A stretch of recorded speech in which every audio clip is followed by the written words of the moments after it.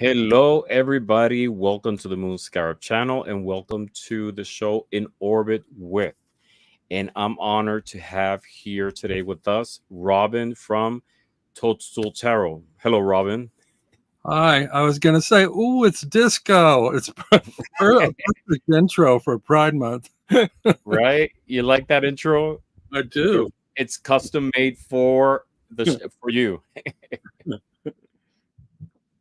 Yeah. So, welcome everybody. And I want to say hello to a couple of people. We have Tropical Empress in Spirit. Hello, Amanda. We have, of course, Toadstool Tarot. That's you. Roots and Waves. Hi, Ange. Thank you for being here. We have Aspasia, Beth. Hello, Beth. We have the amazing Heather. Hello, Heather. We have a couple of people in the chat. And as I mentioned, we have here Robin from Toadstool Tarot. And Robin, your channel is one of the first ones that I followed when I started in Tarotube.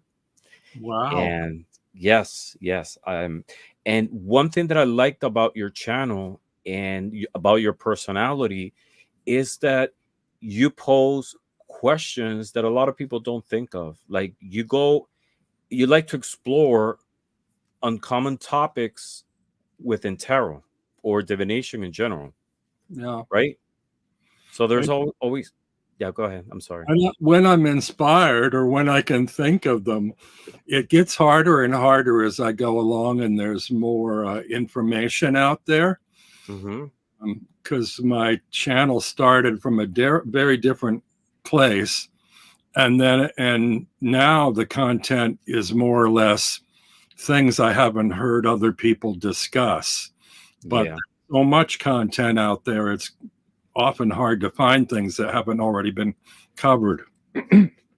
definitely. And we have here Jen as well. Hello, Jen. Thank you for being here. So, just for disclosure, the reason Robin is using a fan is because it's really hot here in the East Coast, and earlier he had a his fan on, and it was creating background. It was creating some noise on the microphone. Just so Can you hear me okay, or can you hear me better than a few minutes ago? I, I just I yeah, you did something that there was some noise that happened all of a sudden, but there's a built-in mic on my laptop, and uh-huh. sometimes it automatically reverts to a lower mic volume, and I Okay. forget about that. And then when I play stuff back, it's way too hard to hear. Hmm. So I have to go into the settings and push the input volume all the way up. So I Yeah. hope it's clear now. Yeah, it sounds fine. It sounds fine. So, you're in New York City, right? Yeah, Yeah. too It's far away. really yeah, it's really hot here in the East Coast right now. We're on a heat wave. Oh, and happy Juneteenth to everybody here in the United States and to the world. You know, we're celebrating the emancipation of slavery here in the US. And today, Juneteenth, is the day that we are celebrating it. So, Robin, your channel is amazing. I love your channel. And if someone could be so kind and post Robin's link for people who are here in this channel, watching this chat, who don't follow Robin, get an opportunity to swing by his channel. Robin, tell us about yourself. Oh, I just wanted to say I see Somewhere in Time tarot, and Yes. I never can remember her name, because everybody else usually I exchange with them enough for it to go into my brain, or they have it in their title or whatever, like Ange with Roots and Wings, and she changed it. And but Yeah. That's Carolyn. Carolyn, I want to make a point of saying hi to Carolyn, and I still probably won't remember, but don't be insulted. Sometimes in the chat, I would just refer to her as SIT because it's shorter than typing out Somewhere in Time, and I can never remember her name. But anyway, I wanted to say hello and acknowledge her. Now, what was your question? So, Ange, I saw your comments, and I'm upgrading you so you can post link. So I was asking, tell us about yourself, about who Robin is. I actually, I have, maybe I'm getting ahead of myself right now, but Robin is a deck creator among other things, and I have a video in which I do a walkthrough of one of his decks. I'll post it later on. Thank you, Heather, for posting the link. But when I was doing the walkthrough, I wanted to talk a little bit about you, the person, the artist, and I was fascinated on how many things you've done, like being a musician, Yeah, art performer. Tell us about, other than Robin the Tarot Tuber, what do you want to share with us?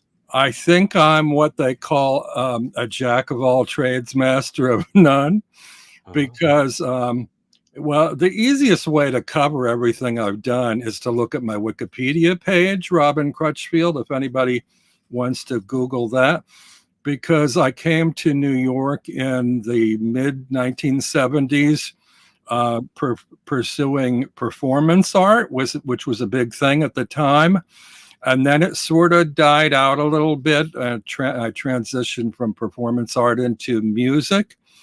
And then I, had bands and recorded, and I was like one of the people involved in the no wave music scene. If Mhm. anybody knows anything about that, it's kind of art, noisy kind of music. And it was sort of like people kind of referred to it as avant kindergarten because it really was a lot of do-it-yourself stuff where people weren't trained and as musicians and kind of learn as you go, do it yourself. Hey, Miss Tarot D. Um, Miss Carol D, hello. and then, I went from there to doing some writing and continued doing, graphics and drawing and painting. And I did a little stint in drag in the mid 90s and what else? Well, and then, tarot when the sort of YouTube scene came along, and then started like creating some of my own decks. And mostly I wanted to do that because it was a really educational learning experience to create my own tarot. And I wasn't trying to show off or anything. I Mhm. was so exhilarated by what I learned by creating my own. I wanted to share that with others and encourage everyone else, regardless of talent, to create their own decks, because I think it's a really good way to learn about tarot by experiencing each card and its creation. And it's more of an editing process in a way than it Mhm. is a creative process, because it's like, what should I leave in? What should I take out? What conveys an archetype to me?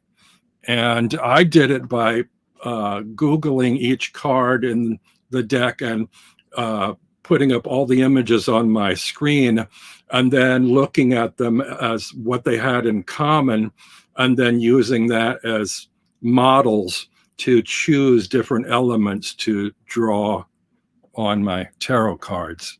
But maybe I'm getting That's ahead of myself there. Mhm. No, no, no. That's fantastic. You also have music published, correct? Yeah, everything you'd ever want to hear that I ever did, you can find on YouTube for free. You know, Yeah, I and mean, Apple, and you're in Apple Music too. I have two of your CDs which you sent me, oh, but yeah, you're in Apple Music as well, yeah. and And your albums are right there. what's that other one that begins with a P? That streaming service? Uh, is it like a Greek goddess or some P something? Don't know. I I can't think. use Apple Music. There's several services that I'm on, but some people don't like to pay for subscriptions and stuff. And if you Hmm. just want to check it out, I mean, I'm not monetized or anything, but all my stuff is on YouTube. Every single. I signed up with this company called CD Baby, and Mhm. they made it. You can.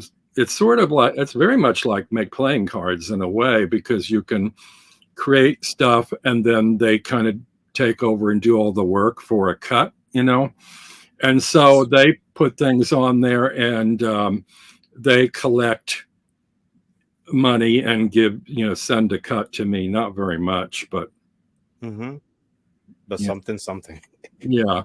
You I get mean, compensated for your work at this point, somehow. 30, 50, 40 years later or whatever, I'm getting maybe $20 a month. It's like coffee money or something.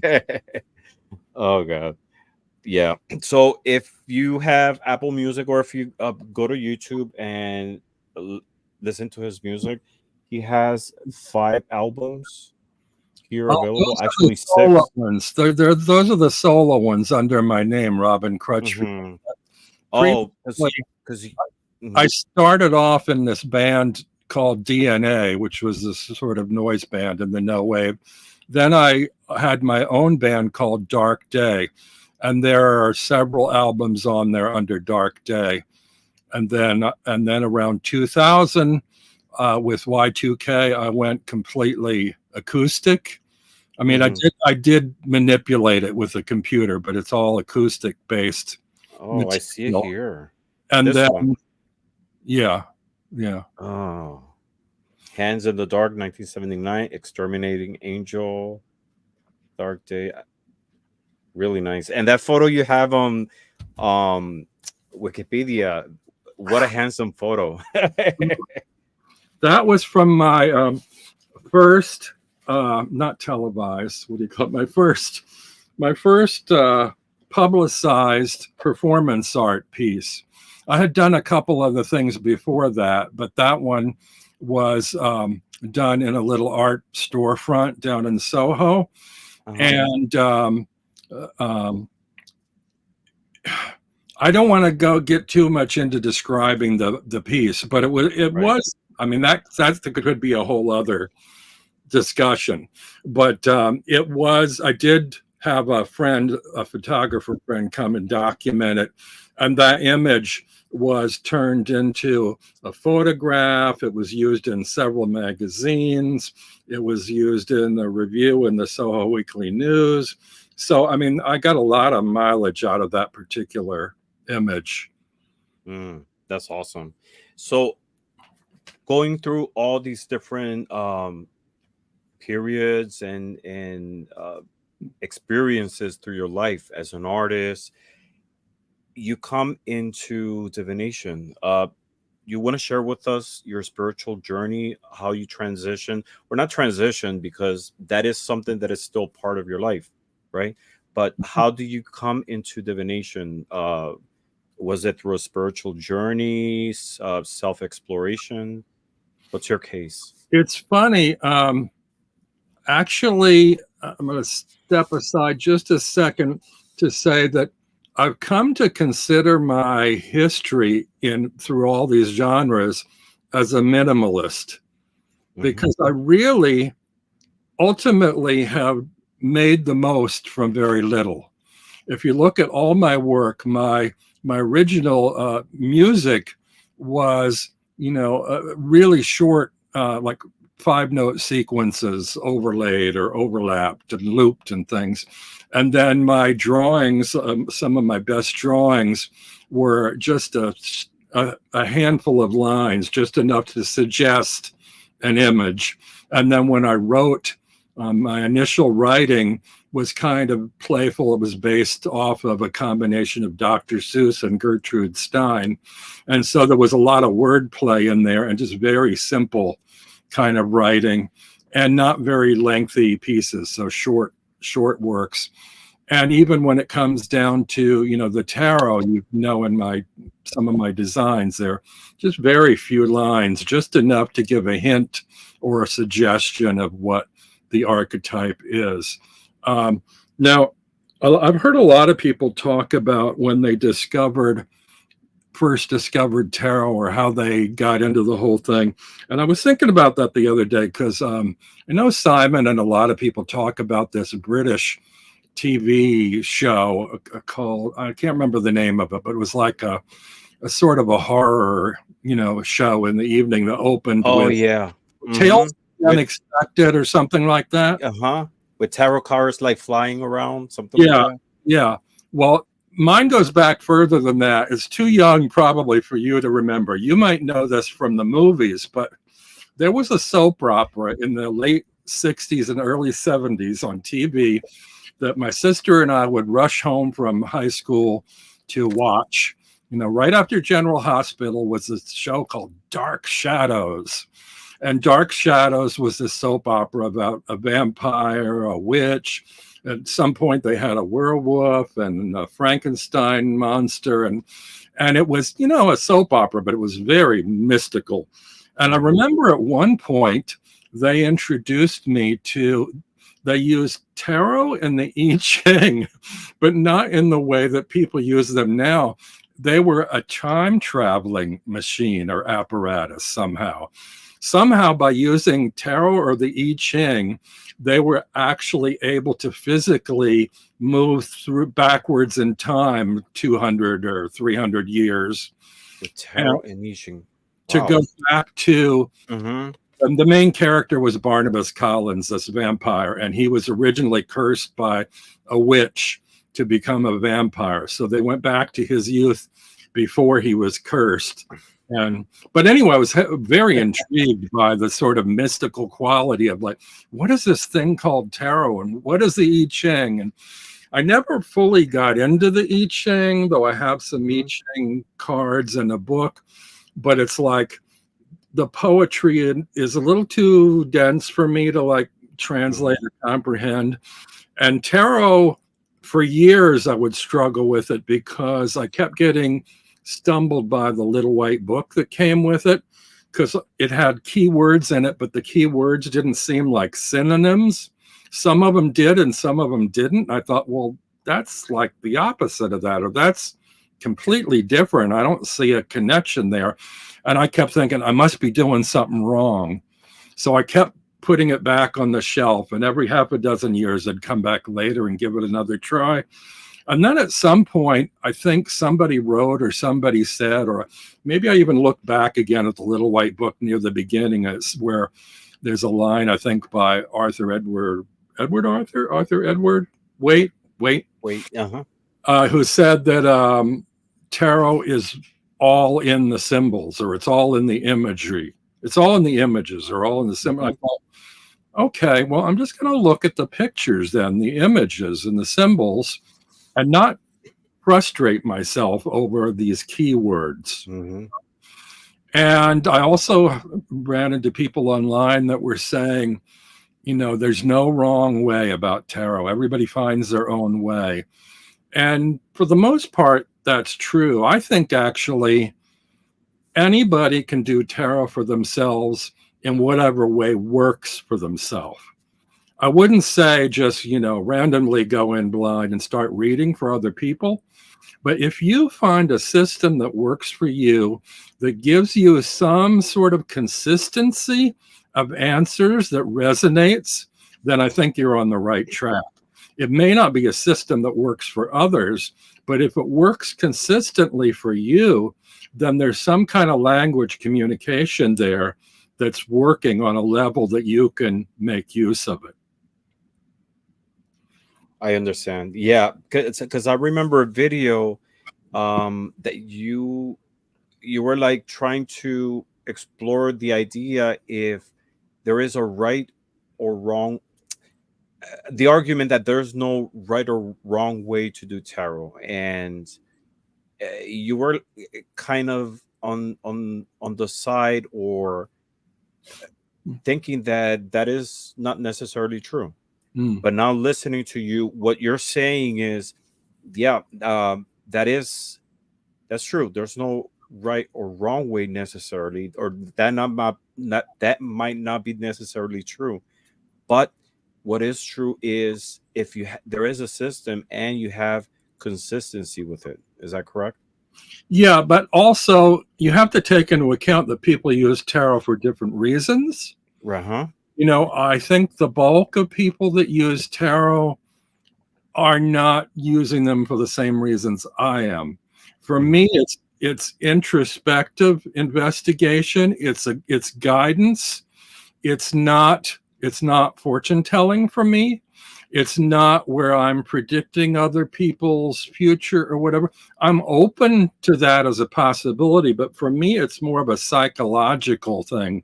It's kind of like it's my cosmic conversationalist, I call it. It's sort of like having a friend that you can talk to that's not a human being face to face, but will confront you with questions that you can ask yourself. And I think a lot of people turn to tarot for easy answers. Like, oh, when will my Prince Charming arrive on my doorstep and all that stuff. For me, what's more important about tarot is not giving you the answers, but supplying you with the questions for you to confront, because a lot of times we don't ask ourselves these questions. We just are looking for answers. It's not, we don't take any responsibility for our own actions. We just want someone to spoon feed us everything. So for me, and I'm trying to learn how to do this, I don't generally do readings online. I love to do readings, and a lot of channels love to do readings, but I don't find often they're that helpful, because for me in a reading, there needs to be a dialogue. There needs to be give and take. So it's not just like, I'm going to do a general reading for you, or somebody poses one simple question and then you give a simple answer. For me, I need to ask you questions and develop a dialogue, a back and forth, so we can both go on this adventure together and find a solution or a resolution to whatever's concerning you. And I don't see people really doing that in readings. And so, I mean, I almost feel like I would like to do more readings for people, but I'm not sure I'm there yet. I want to be able to ask them questions. So it's like, well, this card indicates to me this. Have you asked yourself if you're addressing this, or is this something that has come up for you? And have you asked yourself maybe the best way to deal with this? So it's like getting you to investigate or go inwards and, figure it out yourself. I also look at this is people are going to cringe at this. Probably. If people have issues with organized religion, they might cringe. But I look at tarot as kind of in a similar way as a Bible. And what I mean by that is people that are religious, and I mean truly religious, not just say I'm a Christian, but people that read a Bible, investigate the Bible, there was bibliomancy probably before tarot, I don't know. But people use passages from the Bible as guidance for how to operate their lives. What my dad does. Follow. We have, and it's funny because I think of tarot for me is like the whole Bible. The major arcana tarots are like the 10 Commandments. It's sort of, or maybe the golden, it's a condensed version of like the most important aspects of the Bible, kind of. So, but both of them they're books.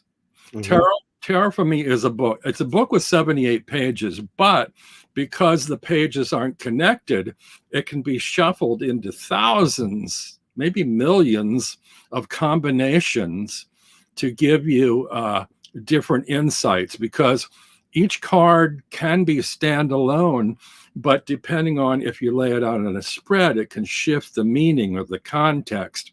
And even a spread can change context with regards to the question you posed, as opposed to just an open reading. So there's so many combinations involved in tarot that I love that it's sort of like a million books in a deck, that you can carry with you everywhere. And for me, it's my go-to guidance system. Whenever I'm in a doubt about anything, I want to know, what should I look out for today? What should I be thinking about today? I'll draw from my major arcana 3 cards, and they'll give me a sense of, okay, stay on this path today, or, maybe avoid that. And also, when I say guidance system, I think the tarot is, generally speaking, a book of balance. Because I think we are creatures that follow a path and try to maintain balance in our lives. And when we veer too far one direction or the other off the path, things go out of balance. Our world goes out of balance. And so then we kind of need to center ourselves, ground ourselves, find the middle, straightforward path again. And that's what I use tarot for. If I see sort of negative feeling cards coming up, oh, you're veering too far in that direction, pull it back this way. And so I get a lot of temperance cards, justice cards. I get a lot of these sort of balance things, like, you're on the right track, or maintain your balance, keep where you're going, you're on the middle path, you're doing okay right now.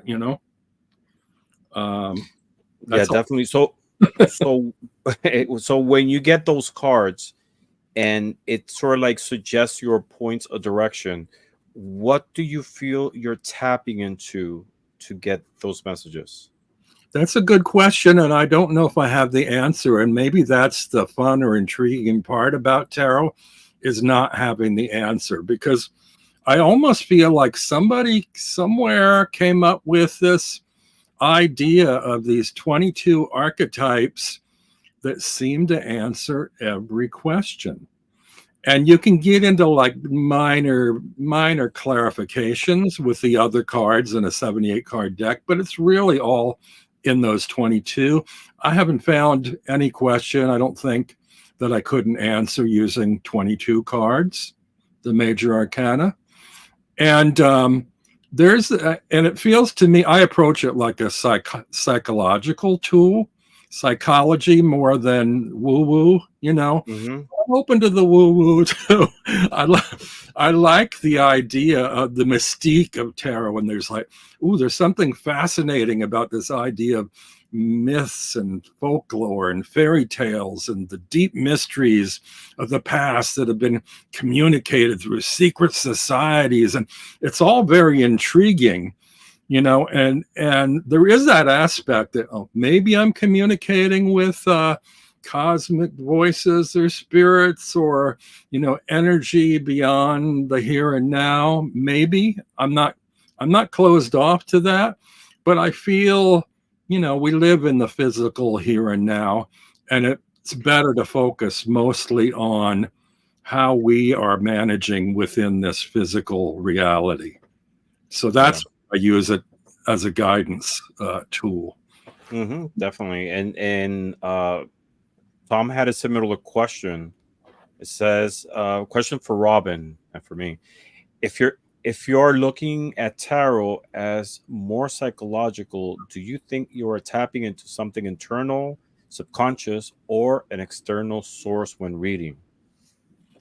I want to say that I'm open enough to answer that both. Mm-hmm. Generally, when I do it, I'm like in the here. I go to the cafe, most days, and one of the first things I do when my coffee comes to the table is I draw out my open face tarot deck, and I do a little 3-card draw, and just sort of like, okay, it's kind of my coffee for the day. What's my day going to look like, or what do I need to think about today?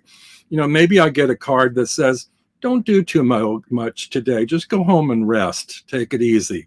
Or maybe it's like, get out in the world, or it's maybe you're on the path of a certain direction. You're in the chariot today.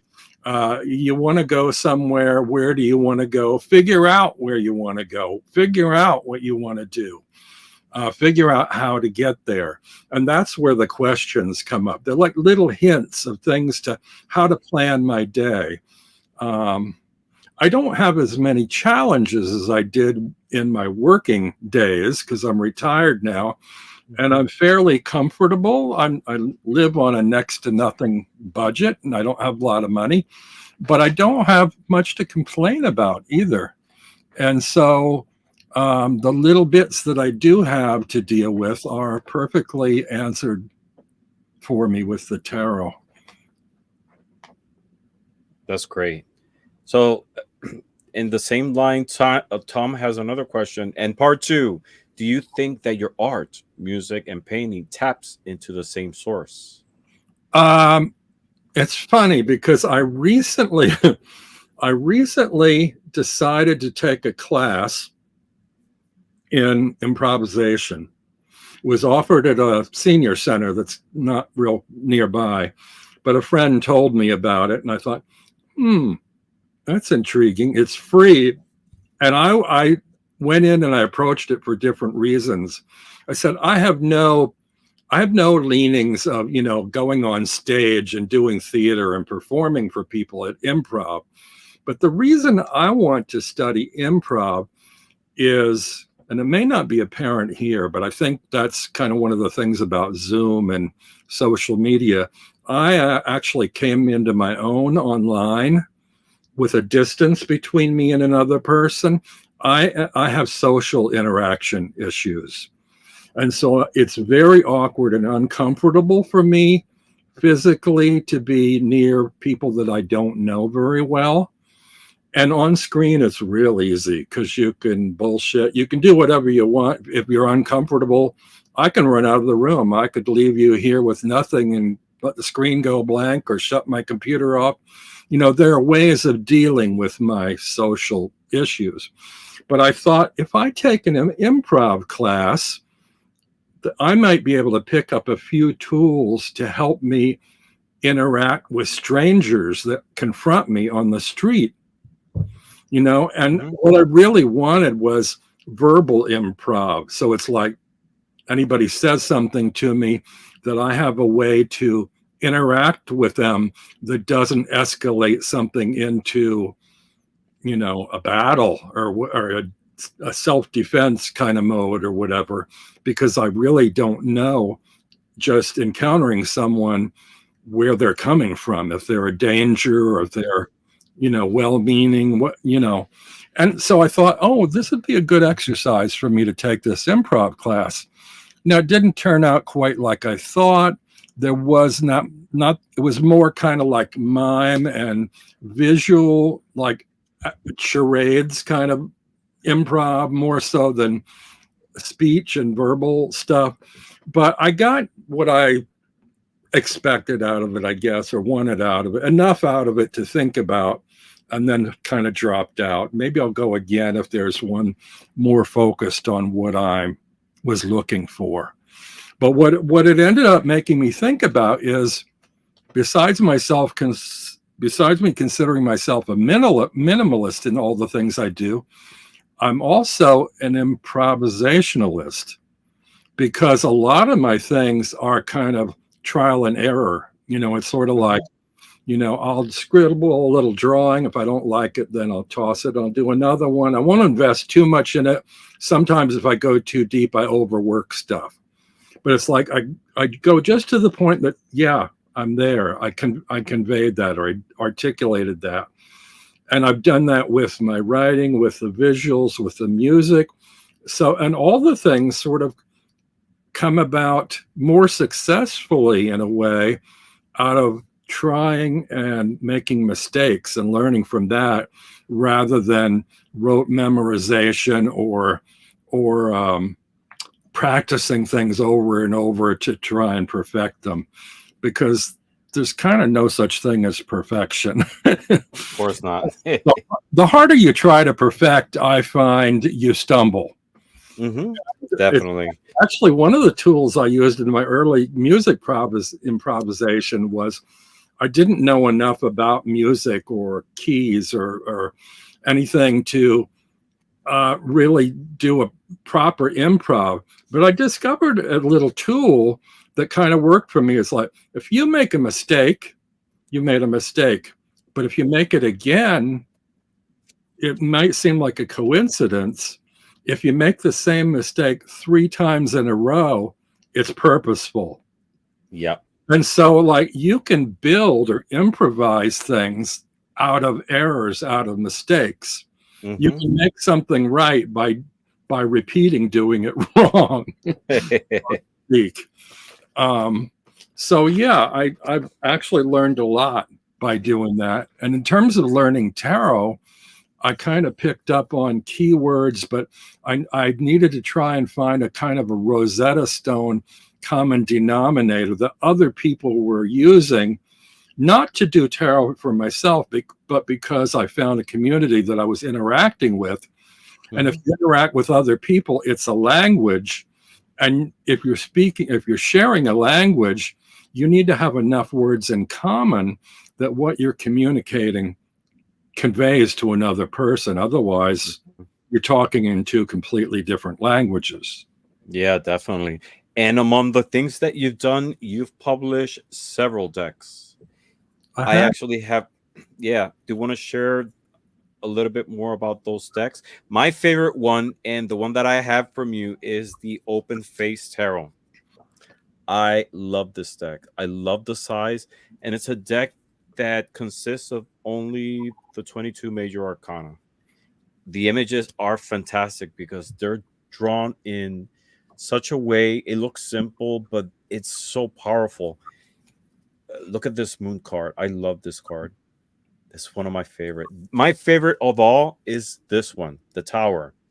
I don't have tattoos. I don't have a single tattoo, but if I ever do, I will tattoo this. Wow. And I said it before because I really love it. I have to say that makes me so happy that that deck works for you, because it's not a well-loved deck. And I think part of it is because it's a majors only deck and people just they're not ready for majors only. They feel like they're not getting their money's worth or whatever. They're not getting all the answers. They're missing cards or whatever. I just think they don't really understand majors only. And I kind of didn't either. I mean, I procrastinated for a year and a half before I did that deck, thinking, I want to do a deck. How do I go about a deck? And I was very much a big fan of Art Nouveau and children's book illustration from the late 1800s, that very refined kind of art style.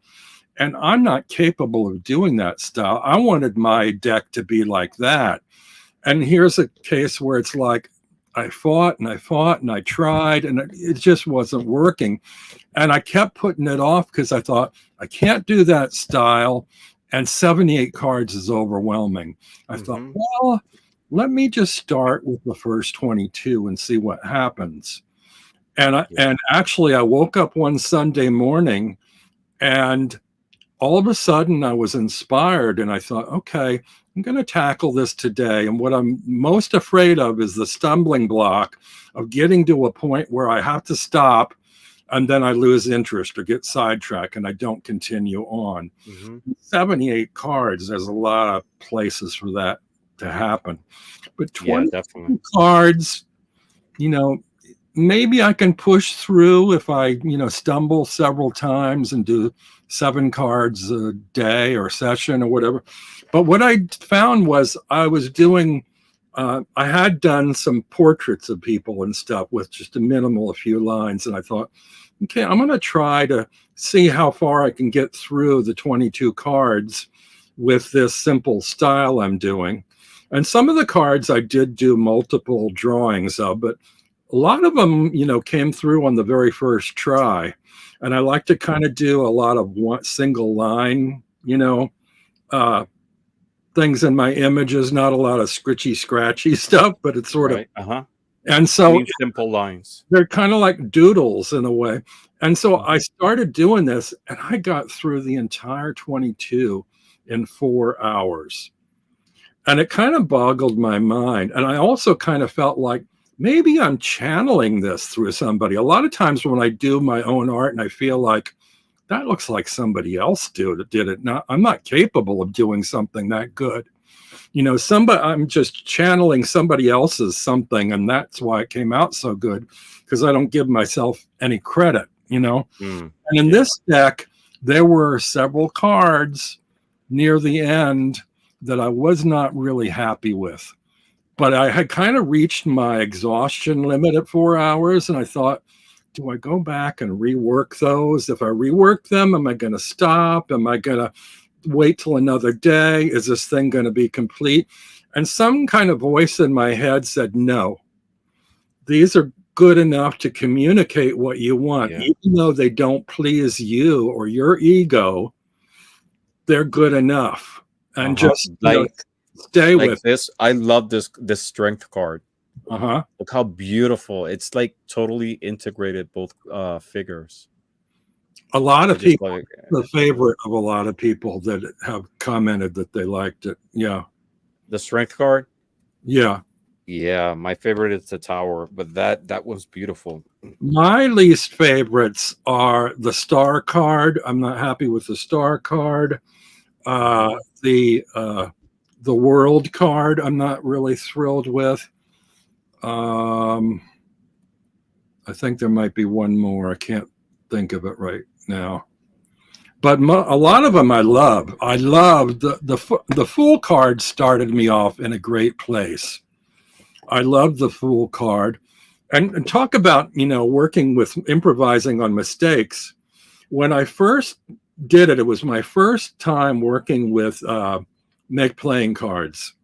And Mhm. that's another thing. I thought, if I create this deck just for myself, that should be enough. But maybe somebody else might want it. Maybe somebody else might be able to use it. And if they express an interest, how do I do that for them? And I wanted more than just drawing on index cards and using those. I wanted something that felt like a real deck. So I went with Mhm. make playing cards so I could create a deck for myself. And a lot of people, a lot of deck creators use Kickstarter, or they try to submit to publishing houses or whatever. And it's like, there's an aspect of marketing there and the time delay that was like, no, no, no, no, no, no, I can't do that. And for one reason, I procrastinated already a year and a half to just do the drawings. But the idea of people not being able to get hold of it for another year and a half was just crazy to me. Yeah. And I thought, how come more people don't do make playing cards? Because Mhm. it's an amazing thing. I don't know if you work with them or GameCraft, any of those print on demand places, Printer Yeah. Studio, GameCrafter. I I haven't worked with. I like the game crafter. I've done a couple of decks, but I've done it with them, and I mean, so far the quality is amazing.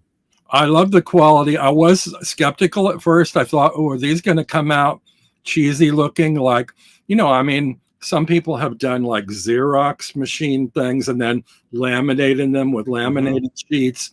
And it just doesn't feel the same to me. I want it to feel and look like real cards, professionally Hmm. manufactured. And when I got the Yeah. results from that, I thought, wow, I'm really impressed with this. Hmm. Yeah. And Why don't you show us a couple of the decks that you created? By the okay, way, I'm gonna post here your NPC store just so people, if they're interested in any of them, you can take a look. yeah. I got sidetracked a little bit. What I was saying, when I first did the images on this, this was one of the first images, and I was going to include it in the deck, and then I decided to put it on the backs. But when I struggled a little bit getting to work with the make playing cards template, I didn't quite know what I was doing, and somehow I miscounted. And their system's not like the easiest to use for me. I'm not Hmm. really good technically, and I ended up having one extra blank card in there. I thought, well, I could leave it empty and have people just throw it away or use it as a blank card. I thought, no, I'm going to go ahead and use that as an additional card. And so I have the 22. Is it 22 or 21?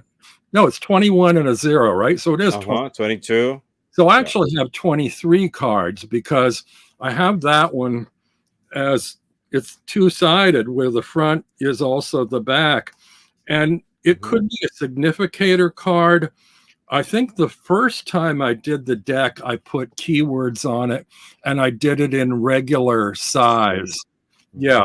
And so The open face. I discovered actually after doing the first one that I wanted to pull the keywords off, because I thought the keywords send you in a direction that may not be where your mind would go with just the image. And also there are people that don't speak English. So it's like if you have just an image with no word, I thought these visuals were identifiable enough with Major Arcana Tarot that anybody would know without a label that knows tarot and knows tarot anything. And if you don't know tarot, they could communicate as an oracle deck. You just look at the images, and whatever they mean to you, then that's what they mean to you. So I did a deck, you know, without the without the keywords, and I did a smaller size version. And I love this size. This is, out of all my decks, this is my favorite. And it's sort of my first and yet not my first, because the first one had titles and they were larger. But when I did it this small, it suited the 22 cards better. It's smaller. It feels like it shuffles a little bit easier, these small cards. And it reminds me of like very simple things. I didn't want strictly black and white. I have like beige, I mean, not beige, sort of a sepia tone brown line. And I had just discovered this technique with watercolor pencils where you draw and you get a line that has a texture kind of like crayon, but then you take a brush with water and you sort of like follow some of the lines over top and it bleeds. Smudge it a little bit. I like that. It blurred the lines, you know, no pun intended, or maybe pun intended. So it's sort of like you got the image, you got a kind of a sharpness of line, but also it sort of like bleeds into the background, like the meaning of a card bleeds, the energy bleeds outward into our existence, into the cosmos. And so I also love the fact that these little decks, I love that color. I had to like change the color. So this is not white card. It's actually like a kind of an ivory color or bone color. And it reminds me of the little bars of soap that you get in hotels and motels. And I really love that somehow. It's like a little souvenir of your stay on a vacation. And it's just like, you know, small. It's just what you need. It's just enough to cleanse yourself. And, you know, they're just something like a little souvenir. It's something. And it also reminds me when we went in grade school in the cafeteria, they used to, you know, they had the lunch line, and then you'd get your tray of lunch, and then they had desserts you could buy, and they had little bricks of ice cream for dessert. Now, I don't know if it was that way when you went to, probably changed by the time you went to the school, but these were like in a kind of a parchment or a wax paper. It was a little brick like that, and they only had like 3 flavors, and one was vanilla fudge. And this reminds me of vanilla fudge ice cream, because it's like that vanilla color, and the fudge is the like little drizzle of chocolate through the ice cream, you know? So there's these kind of like little joys in this deck design that I really love. So, but anyway, back to the thing about the two-faced card, or the open-faced card, is I thought, I'm going to leave that in there, and people can just set it aside, use it as a bookmark, or they can use it as a significator or whatever. On the original deck, I didn't put a keyword, I put a question mark, because the image itself looks like a question mark to me. If you follow that line and simplify it, it's kind of question mark shaped.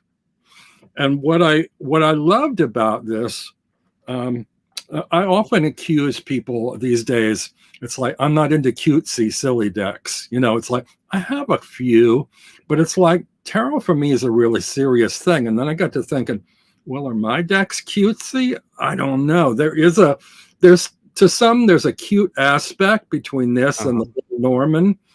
But to me, it's different. It's sort of, I mean, for me, this conveys the title Open Face. I could have been, I like the idea that it's a questioner or somebody in awe of something. There's something bigger than what's at face value. There's an awe about it. It's like if your eyes are wide open, it's, oh my God, that's a revelation. Or what is that? I want to know more about that. There's a curiosity there, which is very much in the Fool opening that whole journey. The open face could have been my Fool, but I went more traditionally with it. But I thought that needs to be in the deck.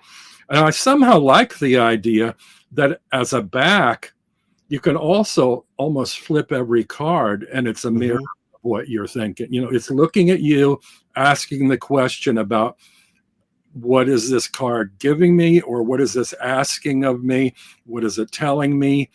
This is an archetype for me to confront myself, and so all those things are kind of happy accidents. And the thing I loved about creating this and sharing it with other people, I meant to encourage other people to create their own decks, but I love it not from a vanity point of view, but I love it when other people look at my deck and they find things in there that I didn't even see, that were like subconscious things. Like in the there's one card that has two faces in it. One of them is in a negative. I thought, oh, I didn't even notice that. See if I can find it. It's not the moon. The moon does have two faces sort of kissing each other, kind of like, sort of meant to be like the dark side and the bright side, or the waxing and waning moons, kind of. But where is it now? Now I'm intrigued. Let's see. Well, there's a little bit of it in the Hermit. If you look close up in the Hermit, at the face. I found one. I don't know if it's the one you're saying, but in the Lovers, look here. So you have the angel here, but at the same time, you can look at this part here as a second face. Yeah. You see if you. I don't know if you people on the audience see it. Yeah, you have there an eye and an eyebrow, even. Exactly. So yeah, I started finding things in the deck that, when I say I channel the deck, it was either in my subconscious or somebody out there made me put that in the deck and move my hand in a way to insert that in there.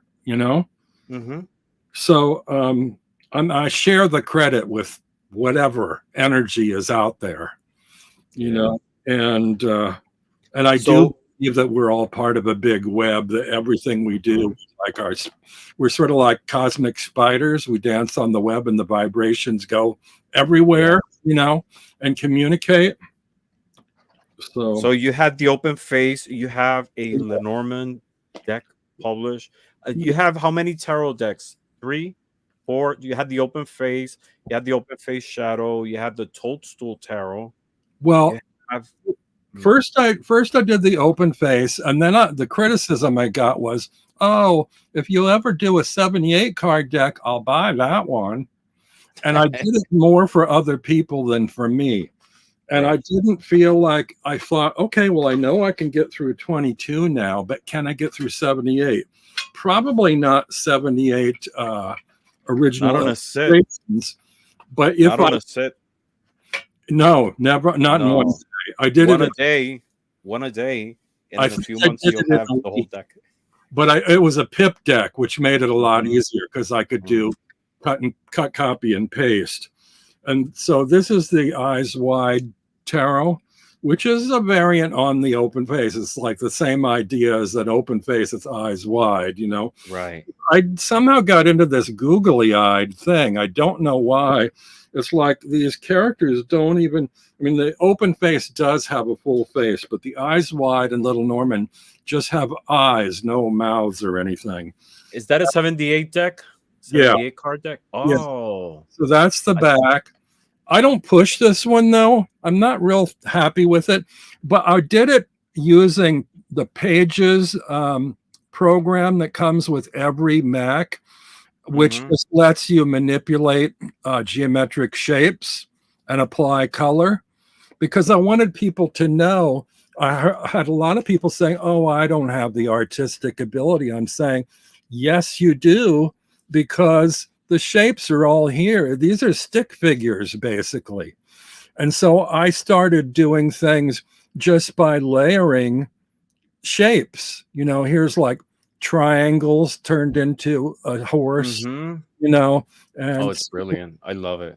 and so and then when it came to the pips, I did things like, let's see, well, they're kind of dull, but sometimes, for the most part, I tried to do things where the arrangement of the pips conveyed what the RWS sort of did. Like, this is the 10 of Wands. So it's like Mm-hmm. sort of overwhelming, but it's like 5 going one way and 5 going the other way. It's kind of like too much to deal with. Right. Here's the 9 of Swords. 9 of Swords, because they're all reclining, or climbing the wall. There's the 10, of course. That's kind of typical of the Marseille 10 of Cups. Mm-hmm. And, and then here's the 5, 2 upright and 3 overturned. So, I mean, I played with that. And for me, this was more of a deck of fulfilling the request to create a 78 card deck, but also to show other people that they can do it too, because tarot doesn't have to be as much about artistic ability as it does about editing and organization. You have to figure out, even with geometric figures, you have to figure out how to overlay them and, move them around on the page until you get what you want. And I don't know if you can see, there is a veil here in front of the priestess, and you just darker shade. Yeah. You tweak the transparency on that, and that's how you get a veil. So anyway, that was that deck. It was not major. Some people really liked it, but I didn't particularly like it. I like it. And the people that said that they would buy a full deck didn't buy it. So I didn't meet their needs, I guess. Then I went on from there and I did my Lenormand. My Lenormand deck, Little Norman, picked up on the tools I used from the Eyes Wide. And this one is basically the same thing, but I got better at it, about overlaying, these geometric shapes and creating more defined imagery. And again, I love the pop, bright colors, the cheerful colors. And a lot of people don't like characters in their Lenormands because they say it's all about the symbols. But for me, I think the character of Little Lenormand throughout the deck works because it's kind of like the significator. It like pulls you into relating to the symbol in some way. It's like, okay, the letter. This is like, you either giving or receiving a letter, sending a letter or receiving a letter. Here's you reading a book or discovering things in a book. The fish, I never quite got the fish. For me, it's sort of like go with the flow. But I know the meaning generally in Lenormand has to do with finance. Yeah. And I had a hard time relating to that until I thought, okay, go back in history. What do fish mean in history? It's an industry, a seafaring industry. It puts food on the table by bringing the fish home or by selling the fish. So that is income. That's your finances, Okay, I can deal with that. I can accept that. So yeah, I mean, and this deck worked pretty well for me.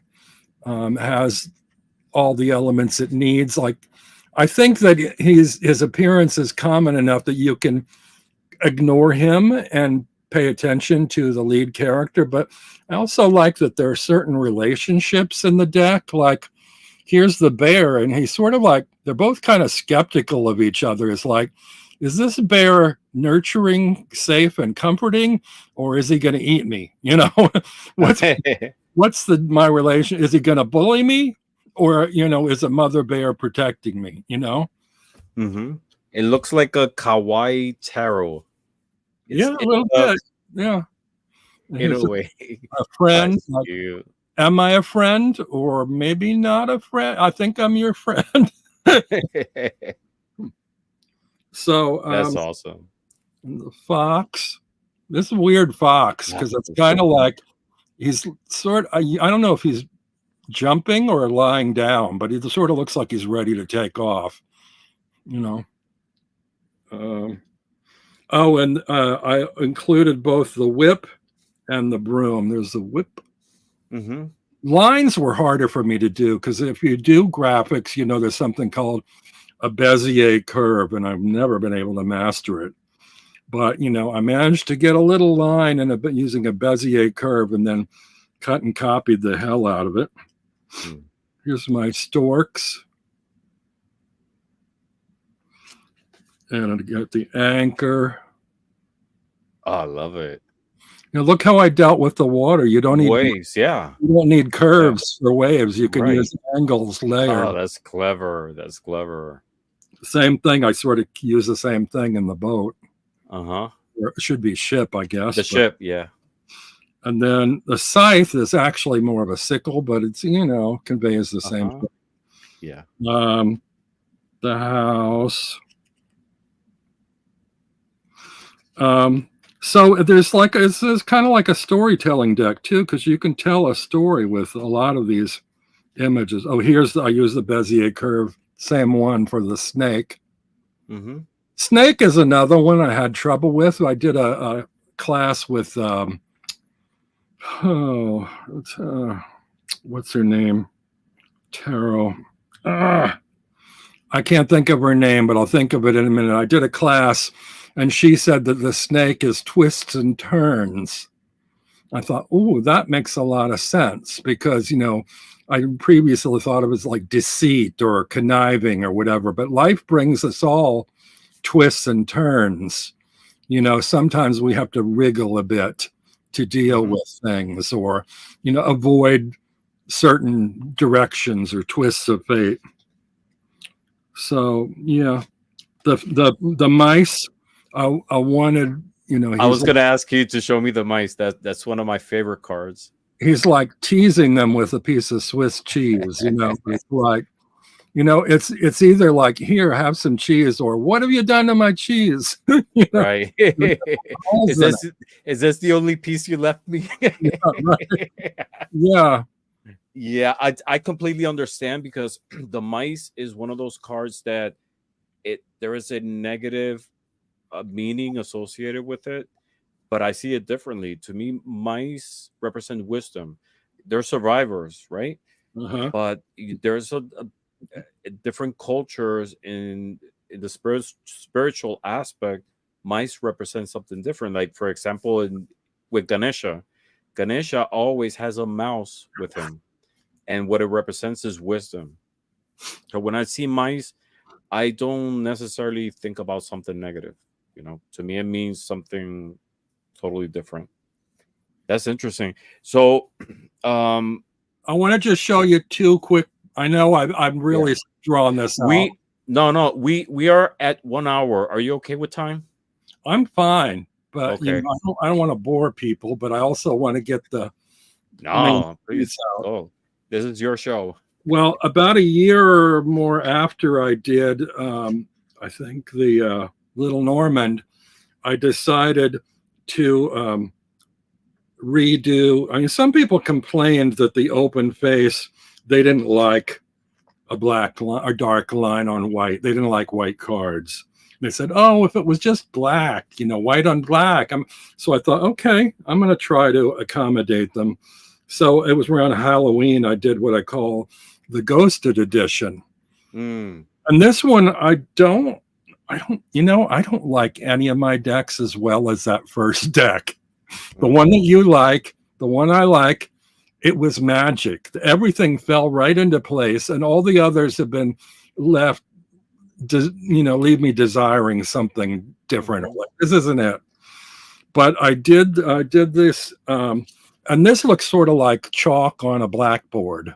Right. But I don't like the texture of the line because it does look like that. It doesn't have that bleed to it. It looks like just like I said, sort of like chalk on a blackboard, which makes me think of fingernails on a blackboard. It's something about it I don't like. But It's the perfect gift for back to school. yeah, yeah.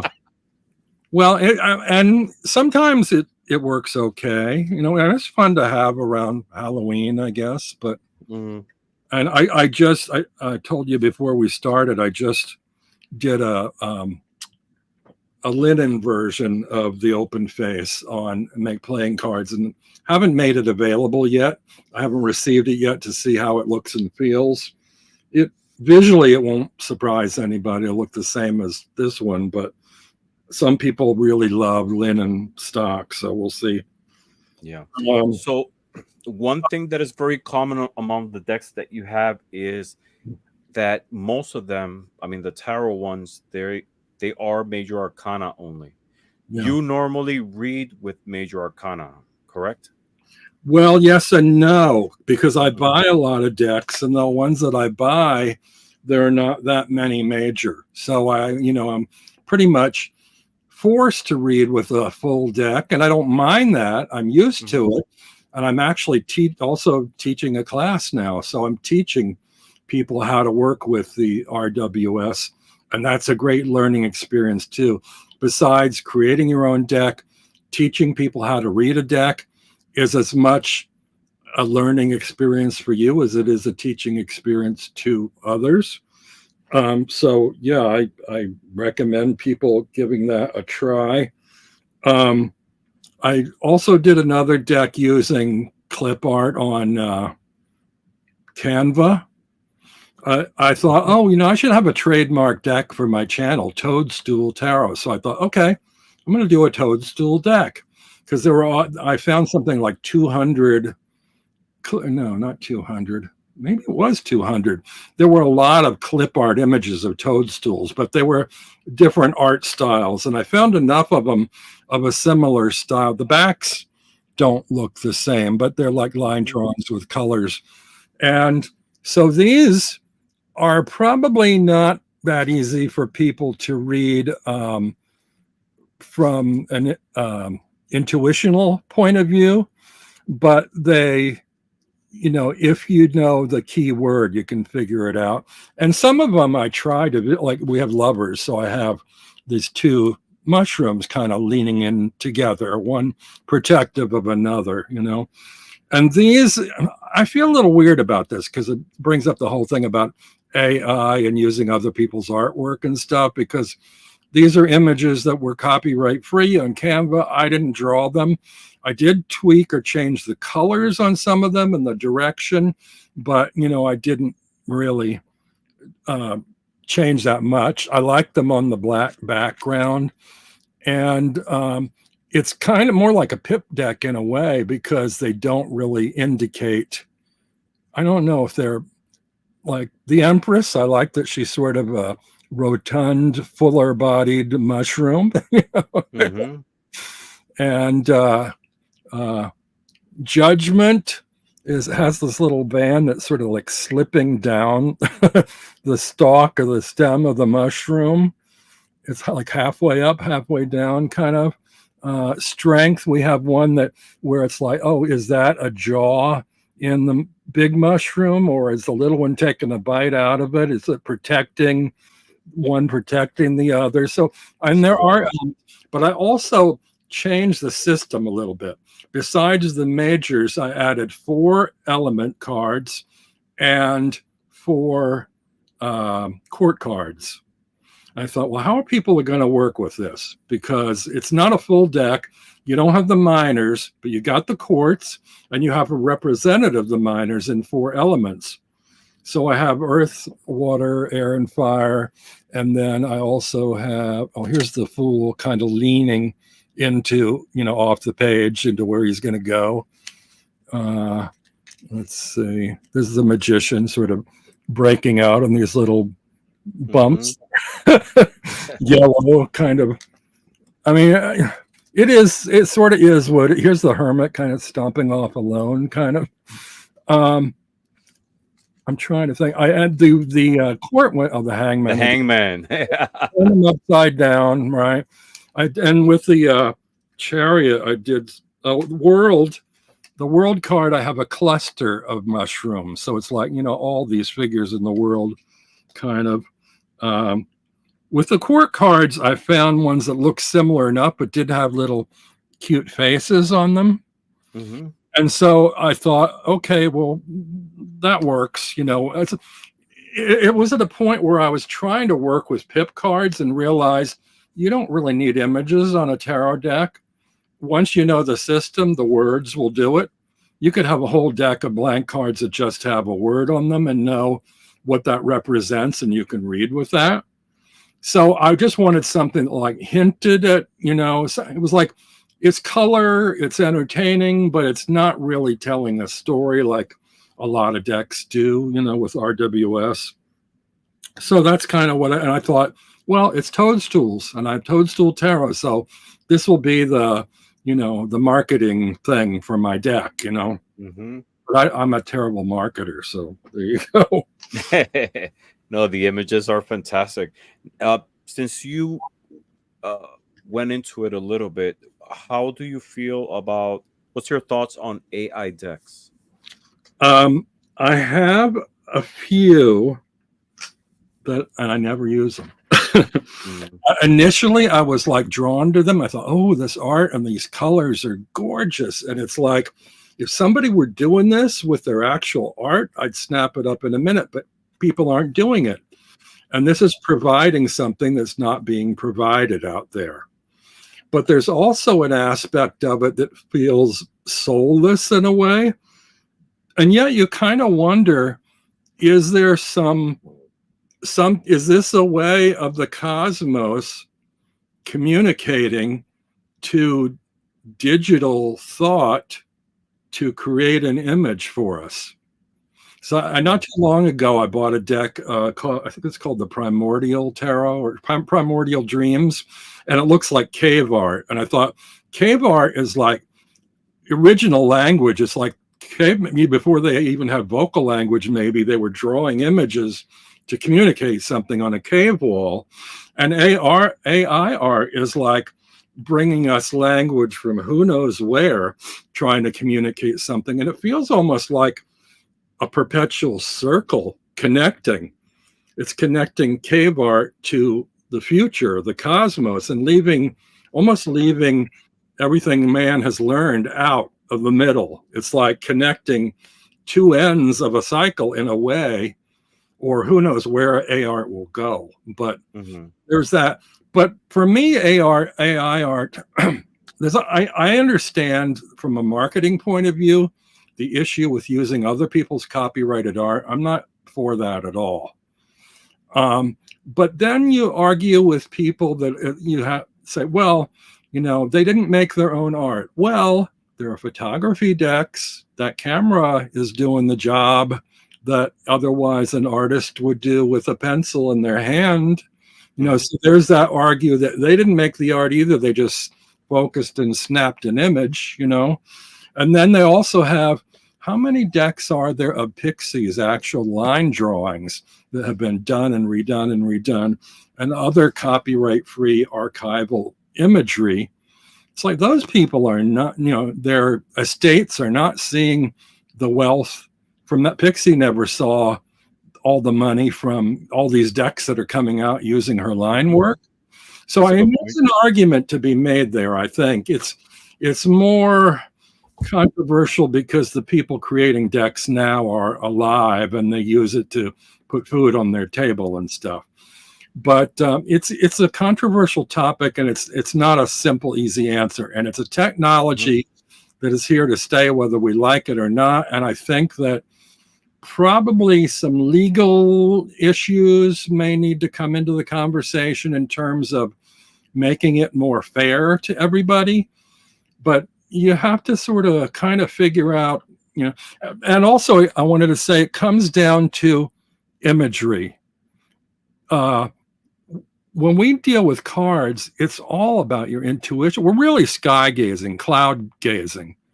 You know, you look up at the clouds and you see pictures. We're developing our intuition by what do we see in the clouds, or if we, you know, see tea leaves in the bottom of a cup, what images do we see? I started, I don't know if I'm the one that started it, but I used to read fortunes or I used to read beer foam at happy hour at the bar. It's great when you had, you know, you get a little bit of a light buzz from your beer, or I drank cider, and it leaves foam on the glass. And the foam sort of like shifts or the bubbles pop or whatever. But for a little while, you see like cloud-like images on there. And I used to tell people's fortune, or I don't want to call it, I used to divine, shall we say, with beer foam. And so there's you know, a method of enhancing your intuition. But basically, whoever creates the images, whether it's AI or an artist or beer, Uh-huh. it's like it's a communication, and all these things are out there, I think, to enhance human beings' tendency to make sense of things and to see things where they're not readily seeable. You know, it's like reading tarot or learning about tarot is a great way to just go for a walk out in the world and start picking up on things you see, synchronicities, things that happen in the real world that, oh, that means something, or that means this, or that means that. And yeah, I really love how that's opening up people to being more intuitive. And also, when it changed my world when I saw the movie. Is it Tarosophy or Tarology? I forget. Oh, it's a documentary, right? Yeah, it's Tarology. Tarology. I think it's Tarology. Tarotology, something like that. It's either Tarology, Enriquez. but it's Enrique Enriquez. That blew my mind. It opened my world wide open, because I used to be much more strict about the way I read tarot until I saw that. And then since then, I don't really do anything but open readings. Because for me, cards are not just self-enclosed. They communicate across the board to other cards. And there are relationships from card to card. And so it's not as deep or meaningful to me to just show a single card and say what it means. It means that thing, but if you have it next to another thing, the relationship changes and it means something else. And you have a spread of 3, and you might find, well, one card actually addresses the question, but it's to such a minor degree, it's sort of like, don't even pay attention to me, focus more on those other 2 cards. And so it's very interesting, the dynamic that happens, I think, between cards when you lay out a spread. Oh, Heather wants to know the documentary. I think it's called Tarology. If you go on Amazon Prime, you can view it there. It's on YouTube too. Is it on YouTube? Okay. Yeah. I'll send you the link, Heather. Someone sent it to me, and I watched it maybe about 2 months ago, and it was interesting. I disagree with a lot of the points or his point of view, but it was interesting. Well, he worked mostly with Marseille major arcana, but he shows how to read the minors as well. And they have more to do with increase and decrease. And he goes off on very strange tangents about something he calls the language of the birds, which is this very poetic thing that I don't understand at all. But in terms of relating to tarot visually, like, what is a card doing? Who is it looking at? What action is it displaying? You know, those kind of things beyond keywords in a deck. It's like, you know, which card is looking at another card? And the card it's looking at, are they paying attention or avoiding eye contact? You know, what kind of relationships are there between cards, and how does that affect what's being conveyed? And it's just like, Yeah, actually, what happened after I viewed that, I had a sort of an eye-opening thing, because we always look at the RWS Fool, and he moves from right to left, right? Which is really Mm-hmm. weird to think about it, because it's the beginning of the Fool's journey. And if we read cards in a sequence of left to right as past, present, future, then what is that saying? That the Fool's coming from the other direction. Because in the Marseille, he is going from left to right. He's going towards the future. Exactly. But in the RWS, he's going towards the past. And that was a jaw dropper for me. What does that mean? Mm-hmm. Well, a lot of people, they say at the end of the Fool's journey, you've got this circle. You've completed the cycle with the world. And you've got that hoop around the world. It's almost like a reminder to return from where you came, back to the Fool. And the Fool almost says to me, yeah, okay, it's, traditionally it's the beginning of the journey, but it's also, it also smacks of him returning from completing his journey. He's coming back with what he's gathered in his little bag, to present to us. Yeah. Once he opens the bag, then we can see in the rest of the journey what he'd experienced along the way. Mm-hmm. But it's almost more like a return trip than the beginning of a trip, just by the facing of the card. Mm-hmm. And I got into a big argument with a friend online who was like, a historical buff. And it's like, and he was the same person that said, there's no wrong way to read cards. Well, actually, that's not the way to read this card, because traditionally, blah, blah, blah. And Mm-hmm. you're the one that said there's no wrong way to read cards. Excuse me. Keep sharing that thought. I'll be back because I froze. I'll be back in less than a minute. Okay. Yeah, I want to say, how can you freeze in this hot? I know, right? I could use a little of that myself.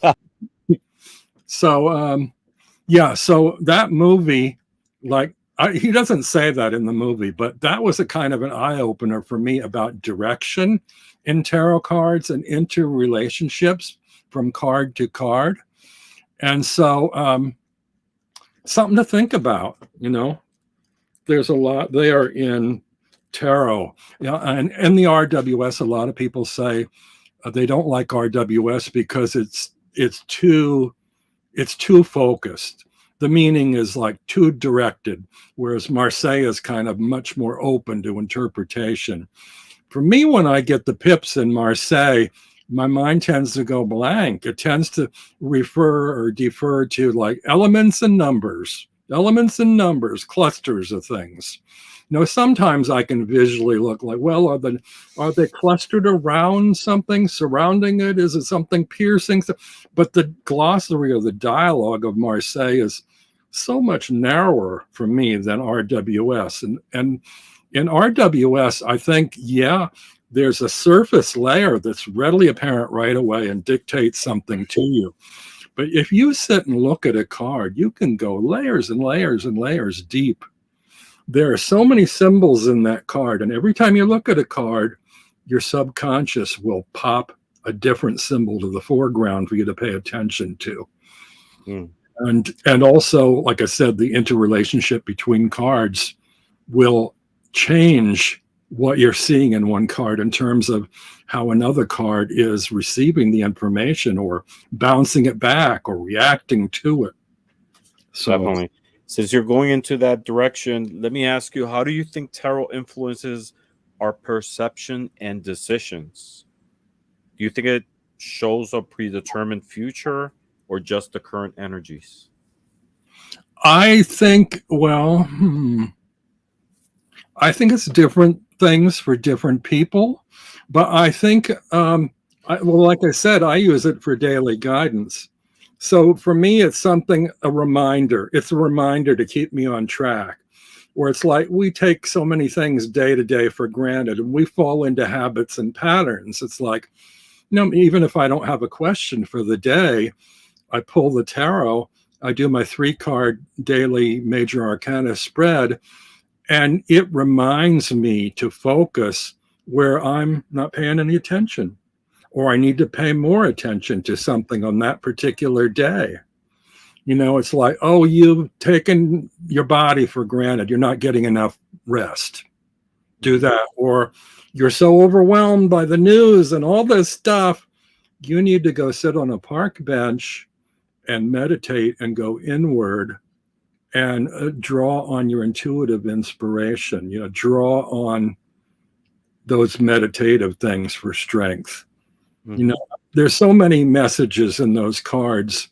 And I often anymore I rarely will I ask a tarot a question, because regardless of what I ask it, it always has something to tell me. And it's like, if you believe in, you know, superior beings or whatever, or guidance, then you don't need to ask a question. They already know what the question is, or more importantly, they know what you need an answer to, or where you need to focus or change your direction. So the tarot will give you an answer. It'll tell you where to look inward or where to focus, what kinds of changes to make. And most of them are just gentle reminders or suggestions. We do have free will. But then again, I often find that if you don't go that inner, you know, that middle route, that balancing, return to balance or return to center, you're going to have more difficulty. It's much easier to follow a stream and go with the flow than it is to try and swim upstream. So yeah, you can follow temptation, or you can, you know, the Tower is one of those cards. There are certain negative cards, or they call them, oh, I hate these cards. I hated the death, Tower, the Tower, the Devil. I hated those cards. And the one I hated and feared the most was the Tower. And then I saw a deck that I thought, oh, that's different. It was the Everyday Witch Tarot. That deck opened my eyes on 3 cards, actually: the Moon, the Tower, and Death. The Death card on that one is a sort of a hooded figure coming in a room, and behind it are 2 doors. And one door is closing and the other door is opening. And it's come to the foreground, and there's a rope blocking its path, and it's standing in knee-deep mist. So the way that it's traveling is foggy, is misty, is confusing, but it wants to move ahead. But it's blocked moving ahead because there's a rope there, and it has a blade to cut that rope, to sever that rope that's holding it to the past, so that it can evolve and move forward. And when you move forward, you're reminded that, you know, death is one door closing and another door opening. And I thought, wow, that's a great image to learn. So that was a powerful card for me in that deck. Another one was the Tower. I always viewed the Tower as a victim card. I am victim. I am fallen victim to, you know, the unexpected. Oh my God, something horrible is going to happen. There's nothing I can do about it. I just have to deal with it.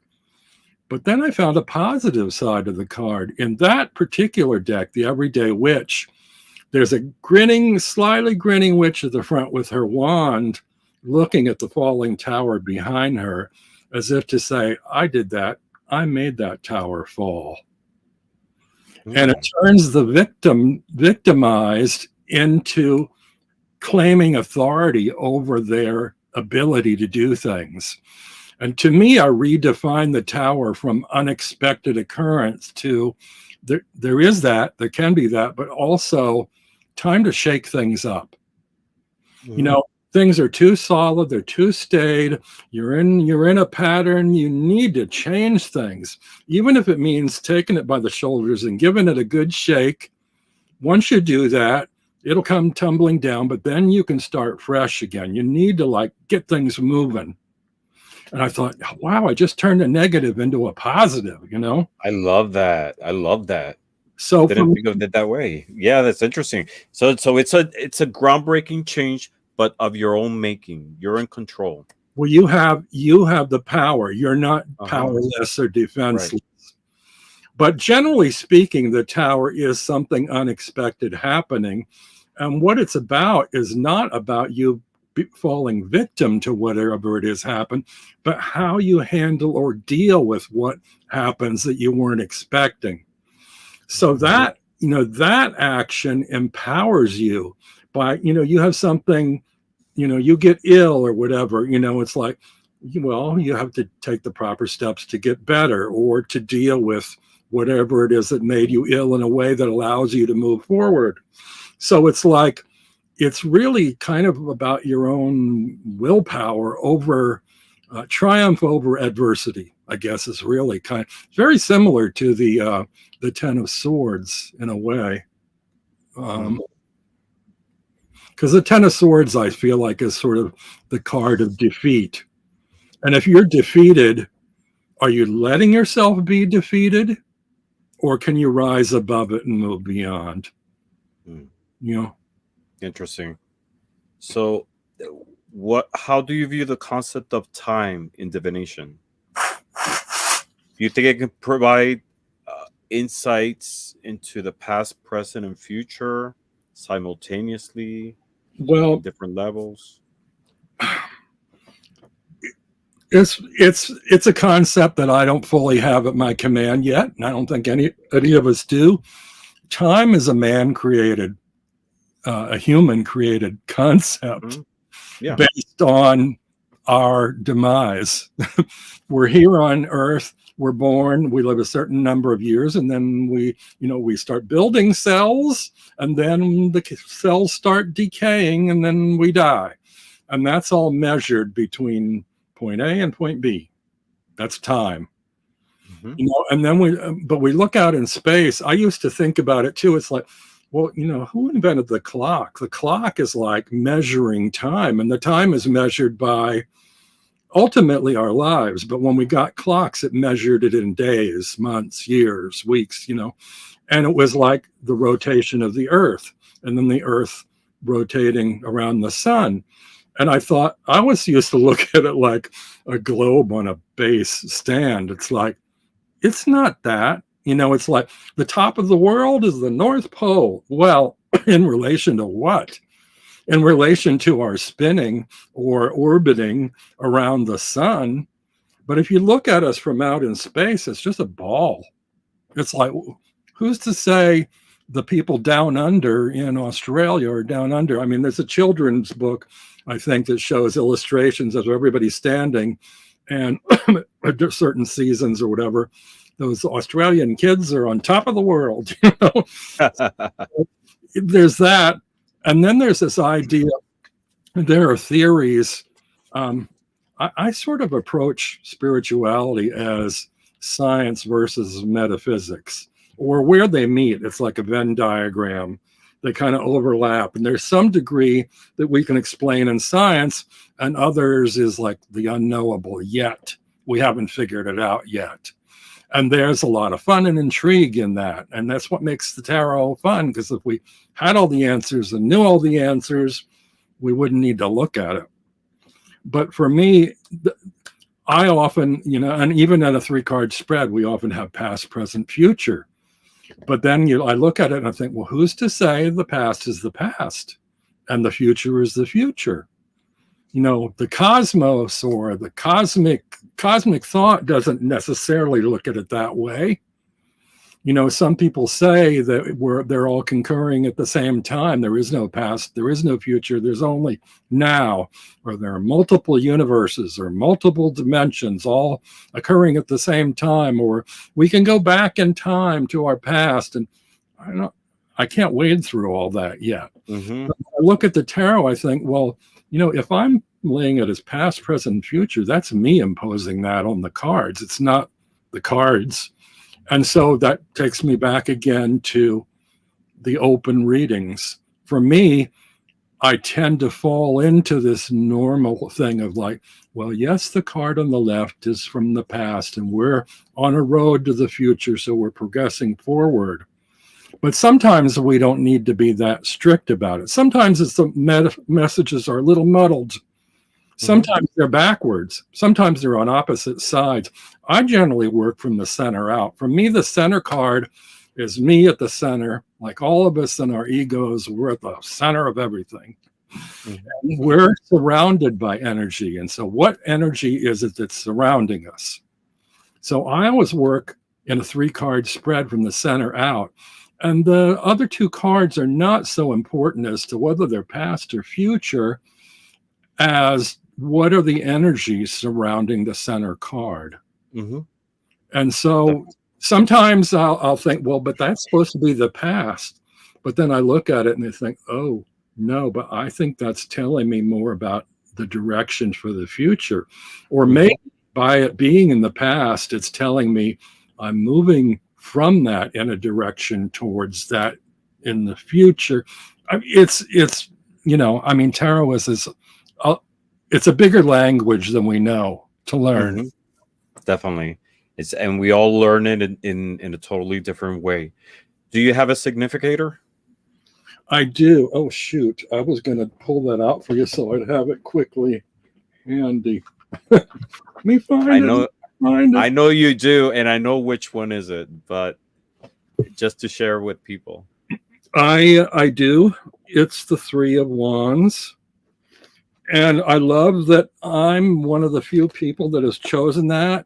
I think old school little white books tell you to choose your significator from a court card that mimics if you have blonde hair or red hair or raven hair or whatever. Mhm. I don't pay any attention to that. To me, all the cards in the deck are sort of equal in terms of their actions, their activity. They all represent human beings doing things.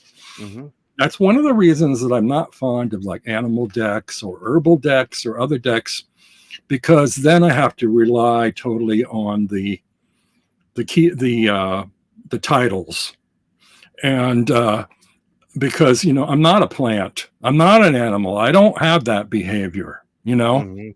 And so it's like I can look at a card, I can view the human's relationship with the activity in the card, and oh, okay, I can identify with that.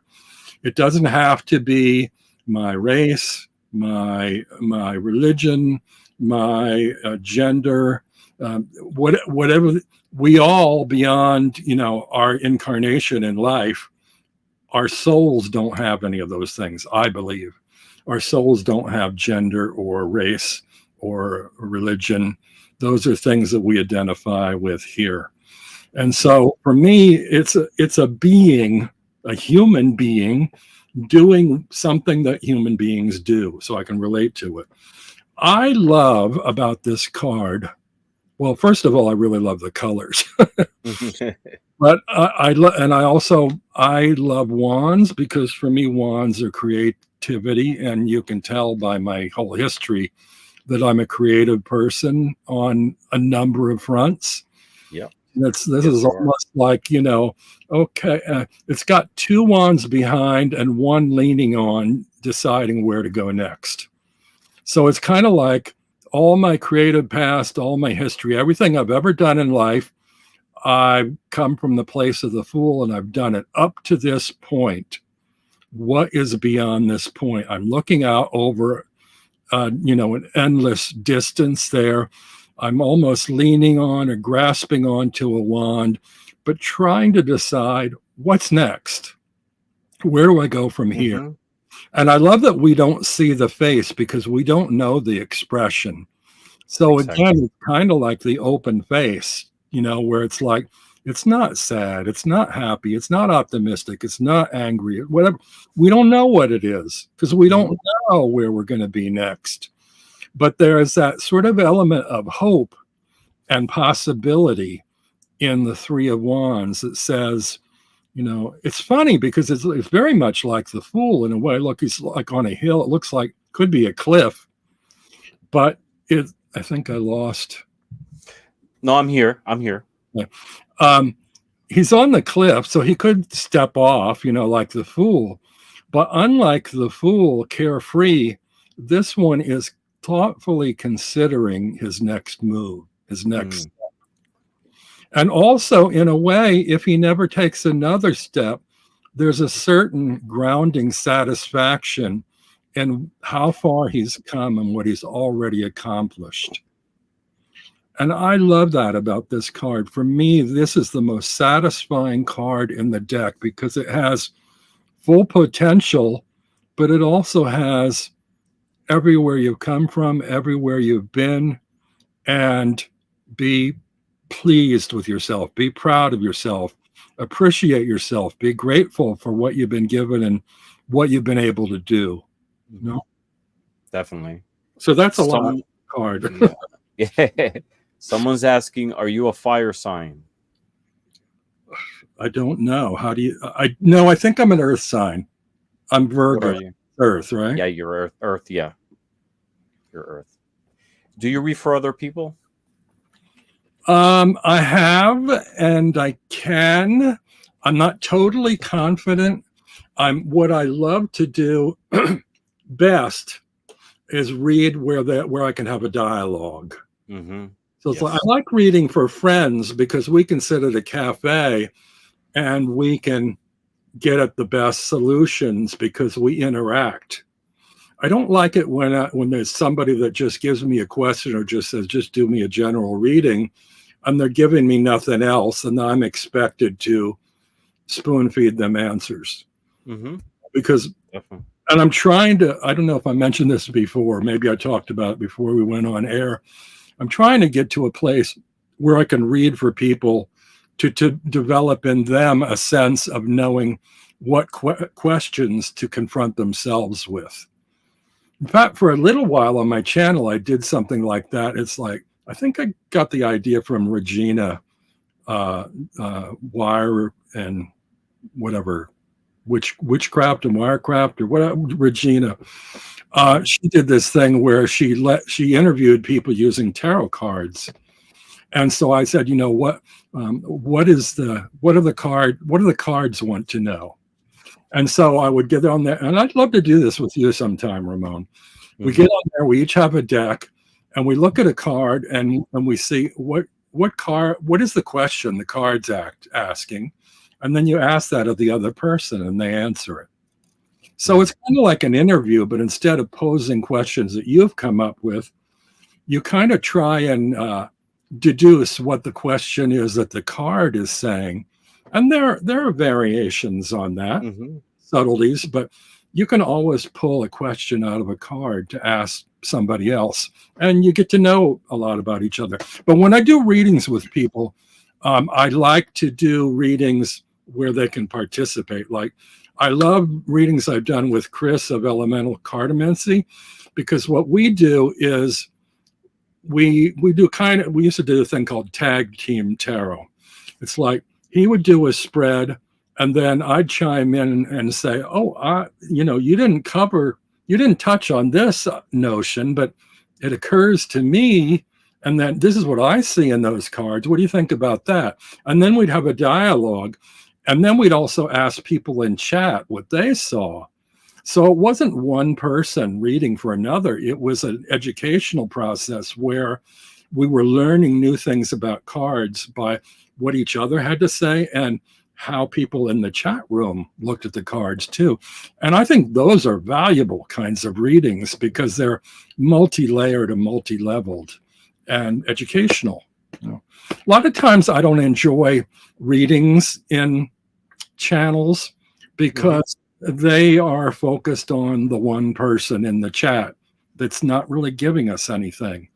And they are giving them an answer, and the rest of us are just sitting by, twiddling our thumbs, waiting for our turn, or waiting if we can get something out of the chat, or the channel. Or it's just not, it doesn't do it. I need it to be more engaging for me. More interactive, yeah. And I see the value of it to that one person. But the channel is more than one person. It's all the chatters. It's all the people that are viewing it now or ever will view it. And they all need to get something out of it, some degree of entertainment. And another problem with online readings is the limitations of camera work.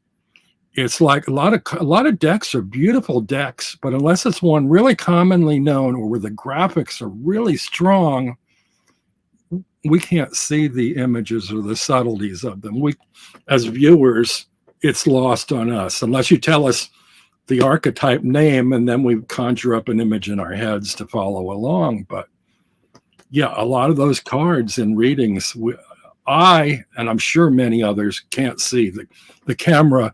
The technology isn't there yet really on YouTube or StreamYard for us to do that. So what I'm getting from those 2 points is that a tarot reading is more of an intimate experience, right? Yeah. I misplaced a deck, but one thing I wanted to say was that that's one thing. Another thing I love about my deck, it's so graphically strong. Even the Lenormand, both of them are so simple and so graphically forward or present that I don't have that problem if I'm reading with that for somebody.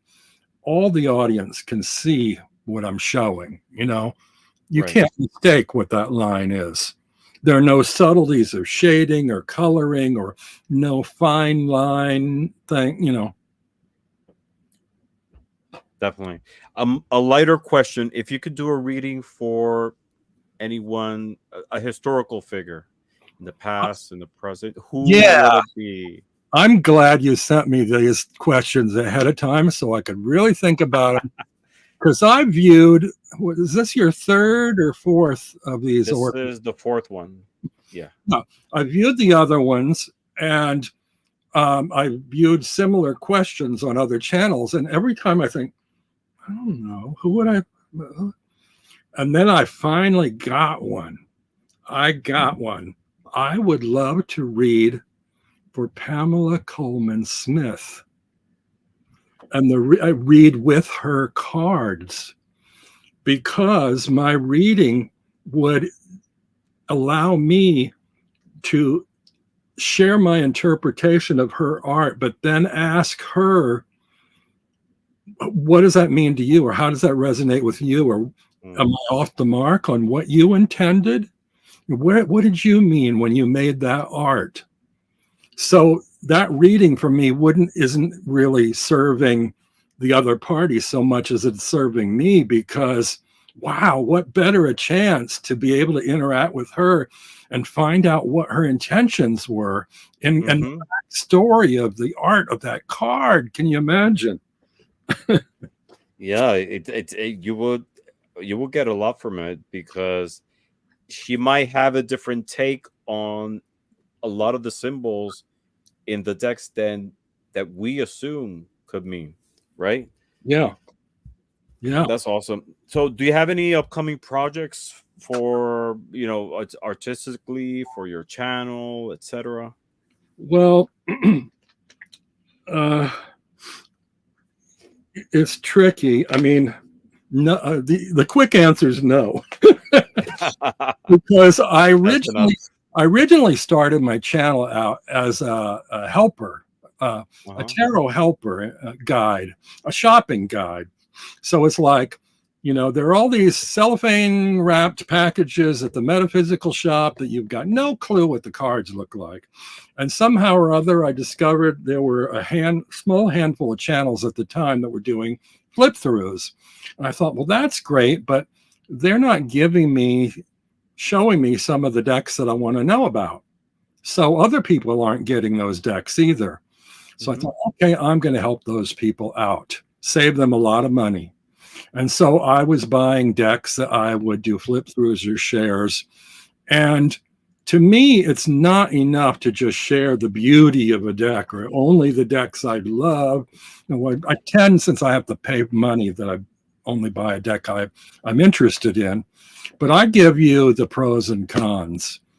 And I don't know how other people get decks given to them to review.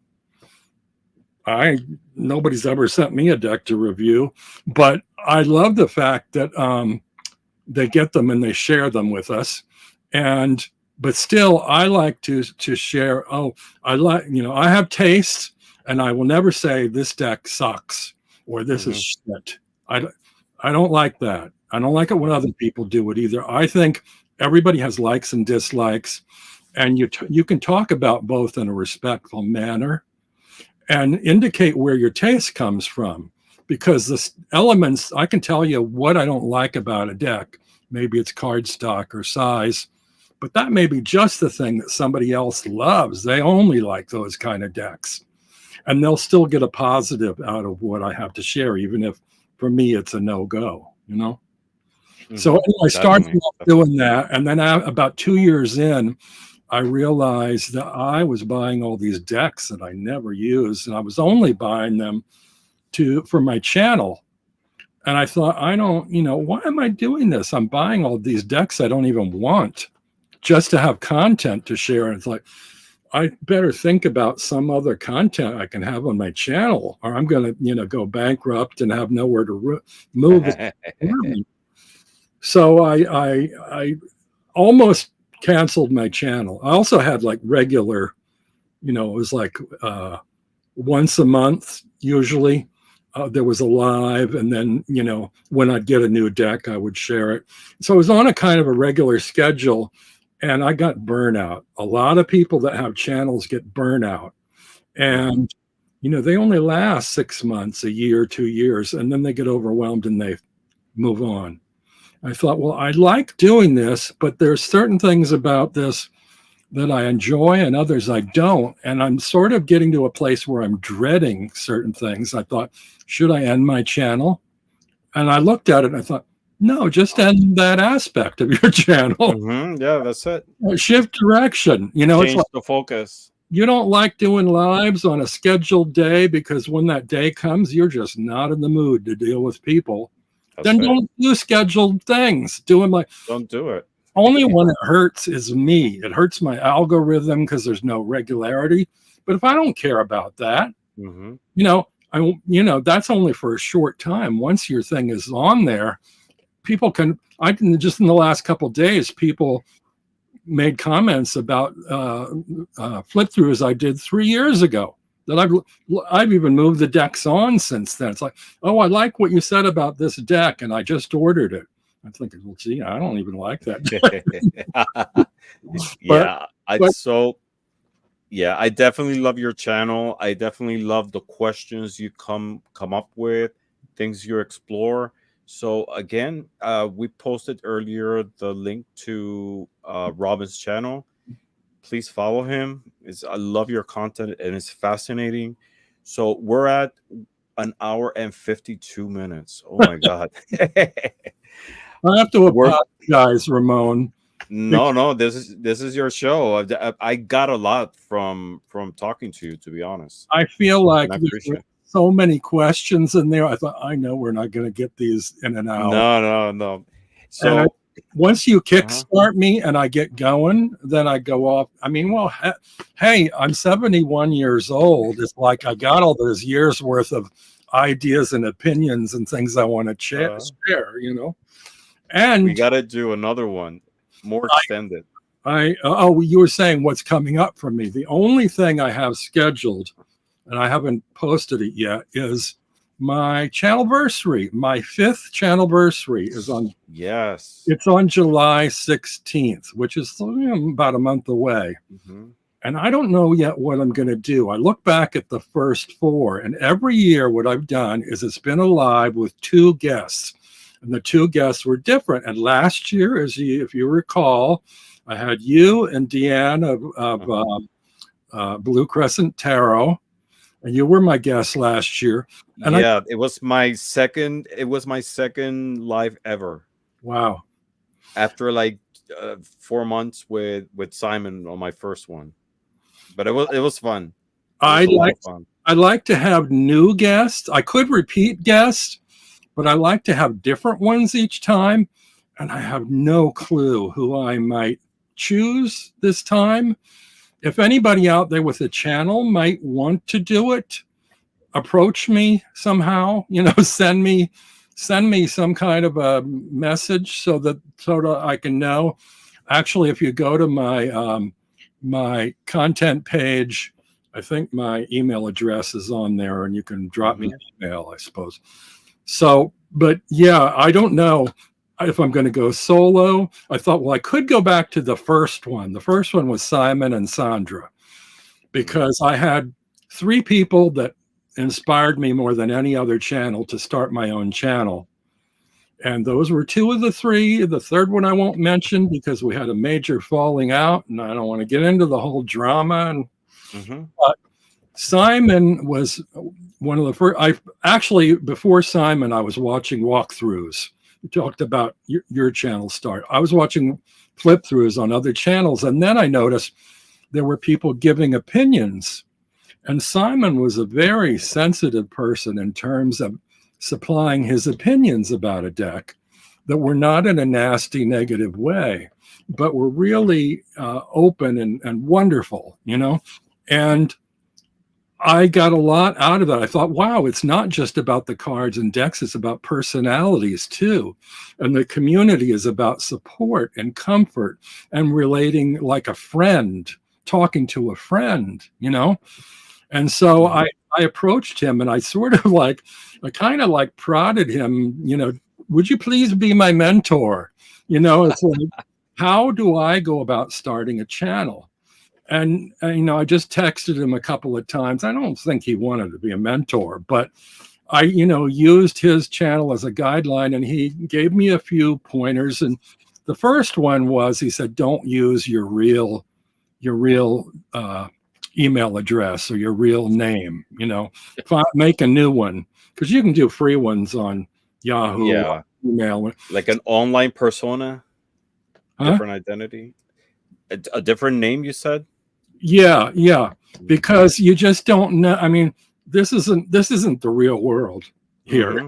And there are people that, you know, trolls and who knows what the intention is. If you come out of the dark with the mask on, you can say and do anything. So it's like, you know, just don't do that. Just come up with something new. And it's funny because I had a very difficult time coming up with my channel name because I needed to first have a email that had the channel name in the email. And so I tried, and there are all these free ones, and I tried so many combinations of words, and they were all taken already. And so I got a little silly with it. I was glancing around my room, and I had written a book of fairy tales, and I saw an image on the back that was from an old copyright-free image of two elves, one sitting on a toadstool and the other fallen under it. And I looked at it and I put Toadstool Tarot, click. I was like, damn, that one took. It's like, that wouldn't have been my first choice, but I put it in there and it stuck. And then I got used to it and lived with it. And I really like it now. But I think it's memorable, but it wasn't, you know, a first choice. That's awesome. All right, so we're gonna end our awesome chat. I actually had enjoyed talking to you. I got so much from this. But before we leave, let's do a little game that I've done with the other guests. I don't know if you've seen it, but I've seen it. You're not gonna like my answers. Oh, even better. Bring it. I will love that. Okay, let's start with the first question. Would you rather take a selfie at the edge of a cliff with the fool or at a wild party with the devil? Okay. I don't do wild parties and I don't do selfies. But hypothetically, I think I sort of live my world like the fool. So I think there'd be some temptation in going to the devil's wild party, even though I don't like I like parties that are intimate, of just a couple people, like a dinner party, or going into a cafe with 3 people, you know?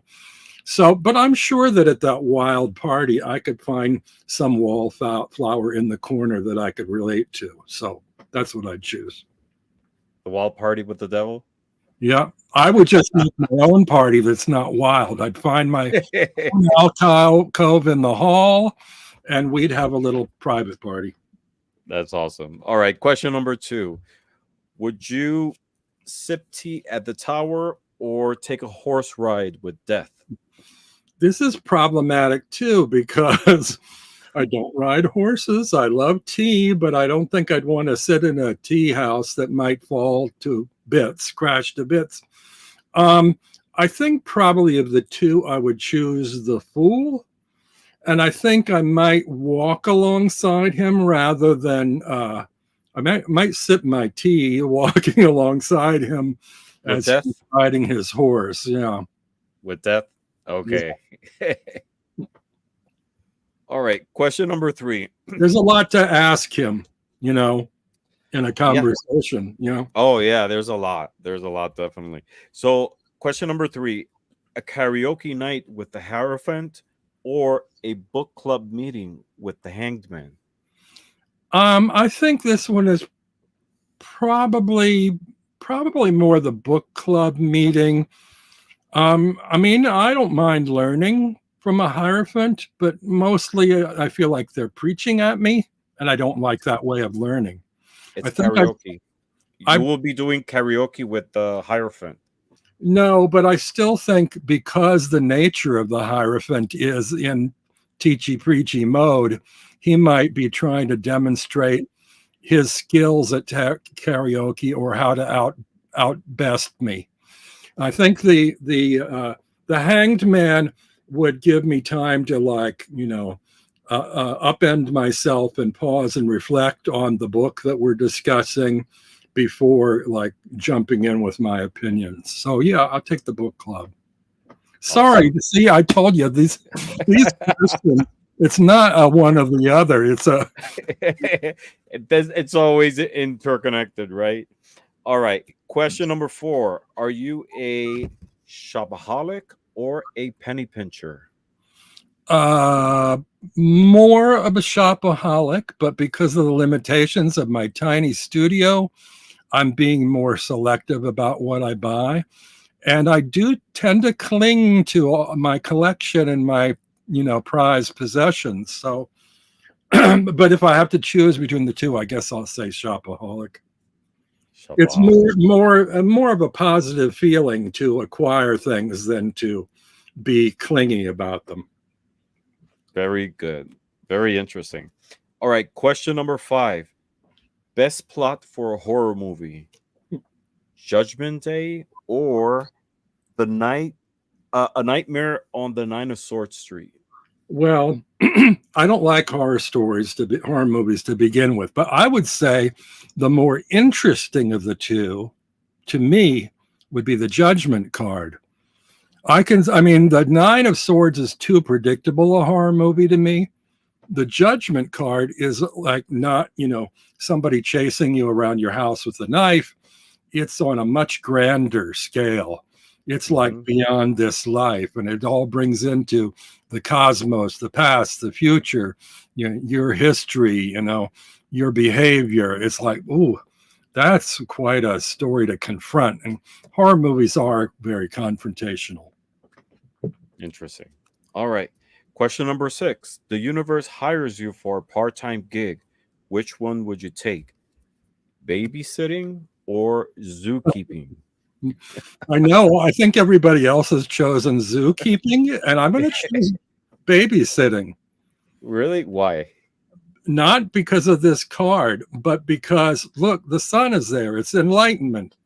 I Uh-huh. think if there's sun, and I have done babysitting when I was between jobs back in the late 70s. I was on unemployment and I was doing, off the books babysitting. And it wasn't overly taxing. It can be taxing, but to me, if you can affect or impact a child's awareness, knowledge, growth, I think that's an admirable thing to do. So, I mean, a lot of people look at babysitting, oh my God, changing diapers, dealing with bad behavior. There's a lot more to it than that. If you can direct a child's creativity and expose them to things where they can open themselves and learn things, that could be a really good thing. Interesting. All right. You are at a cosmic bar and the universe sends you a free drink. Which would you choose? A custom made cocktail by Temperance or a mystery drink by the Ace of Cups? Well, as I look at that Ace of Cups and I have to laugh because I had a friendly bartender who overserved me and I ended up in the ER. It's like I'm never going there again. That's a Oh, long really? story. But I'm going to say the temperance drink because I think the guy making that knows exactly how strong or how weak or what elements I want in my drink. They've got angel wings, so they're not going to do me dirty. They're going to give me a drink that they know is just suited for me.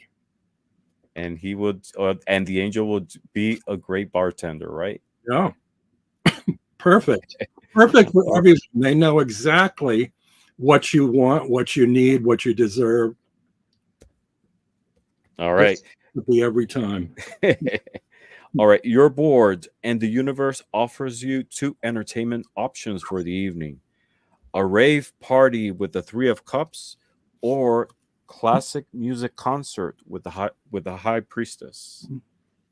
Um, well, I don't think the high priestess is paying much attention to the classical music, to tell you the truth. Why? Also, we covered already with the devil. I don't like rave parties. I do love a party of 3. So even though I won't define it as a rave, I'm going to go with the Three of Cups. With the Three of Cups. Sounds like fun. A lot of people's going with this one. All right, next category.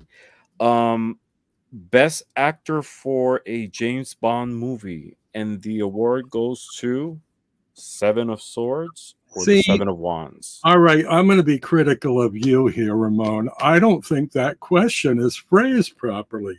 Why? I don't think it's the best actor. I think it's the best character. Mm. And I think the reason I choose the Seven of Wands is because James Bond is always the one fighting, defending defending our freedom, fighting against the bad guy. He's always the good guy. So that character, that is James Bond to my mind. The other one, the Seven of Swords, is the villain in all the James Bond movies. He's trying to take things from other people, things that maybe you deserve, but you'll never have because he's stolen them from you or absconded with them. So interesting. All right. And the last question: who really missed the mark? Fashion advice from the Lovers or survival skills from the Ten of Swords? Oh, we'll go easy with the survival skills one. That's the, even though you're supposed to survive beyond this in the reading of the card, you can't look at that card and think there's some easy solution to surviving all that. So yeah, that was a failed effort, I think. All right. Very interesting to pick your brain with these questions. Robin, it was awesome chatting with you tonight. We've been over 2 hours. Longer, I think, than anyone else that I had in the show.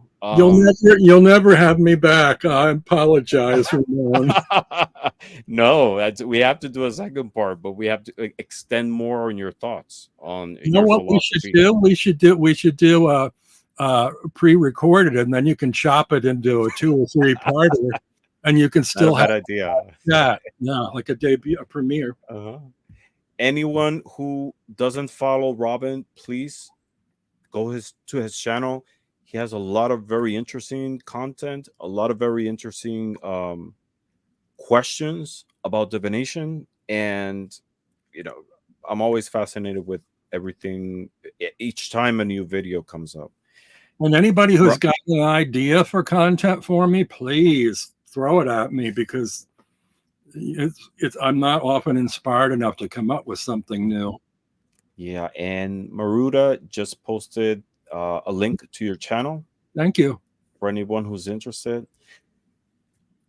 Thank you, everybody, for being here. I hope you enjoyed this conversation that I had with Robin as much as I did.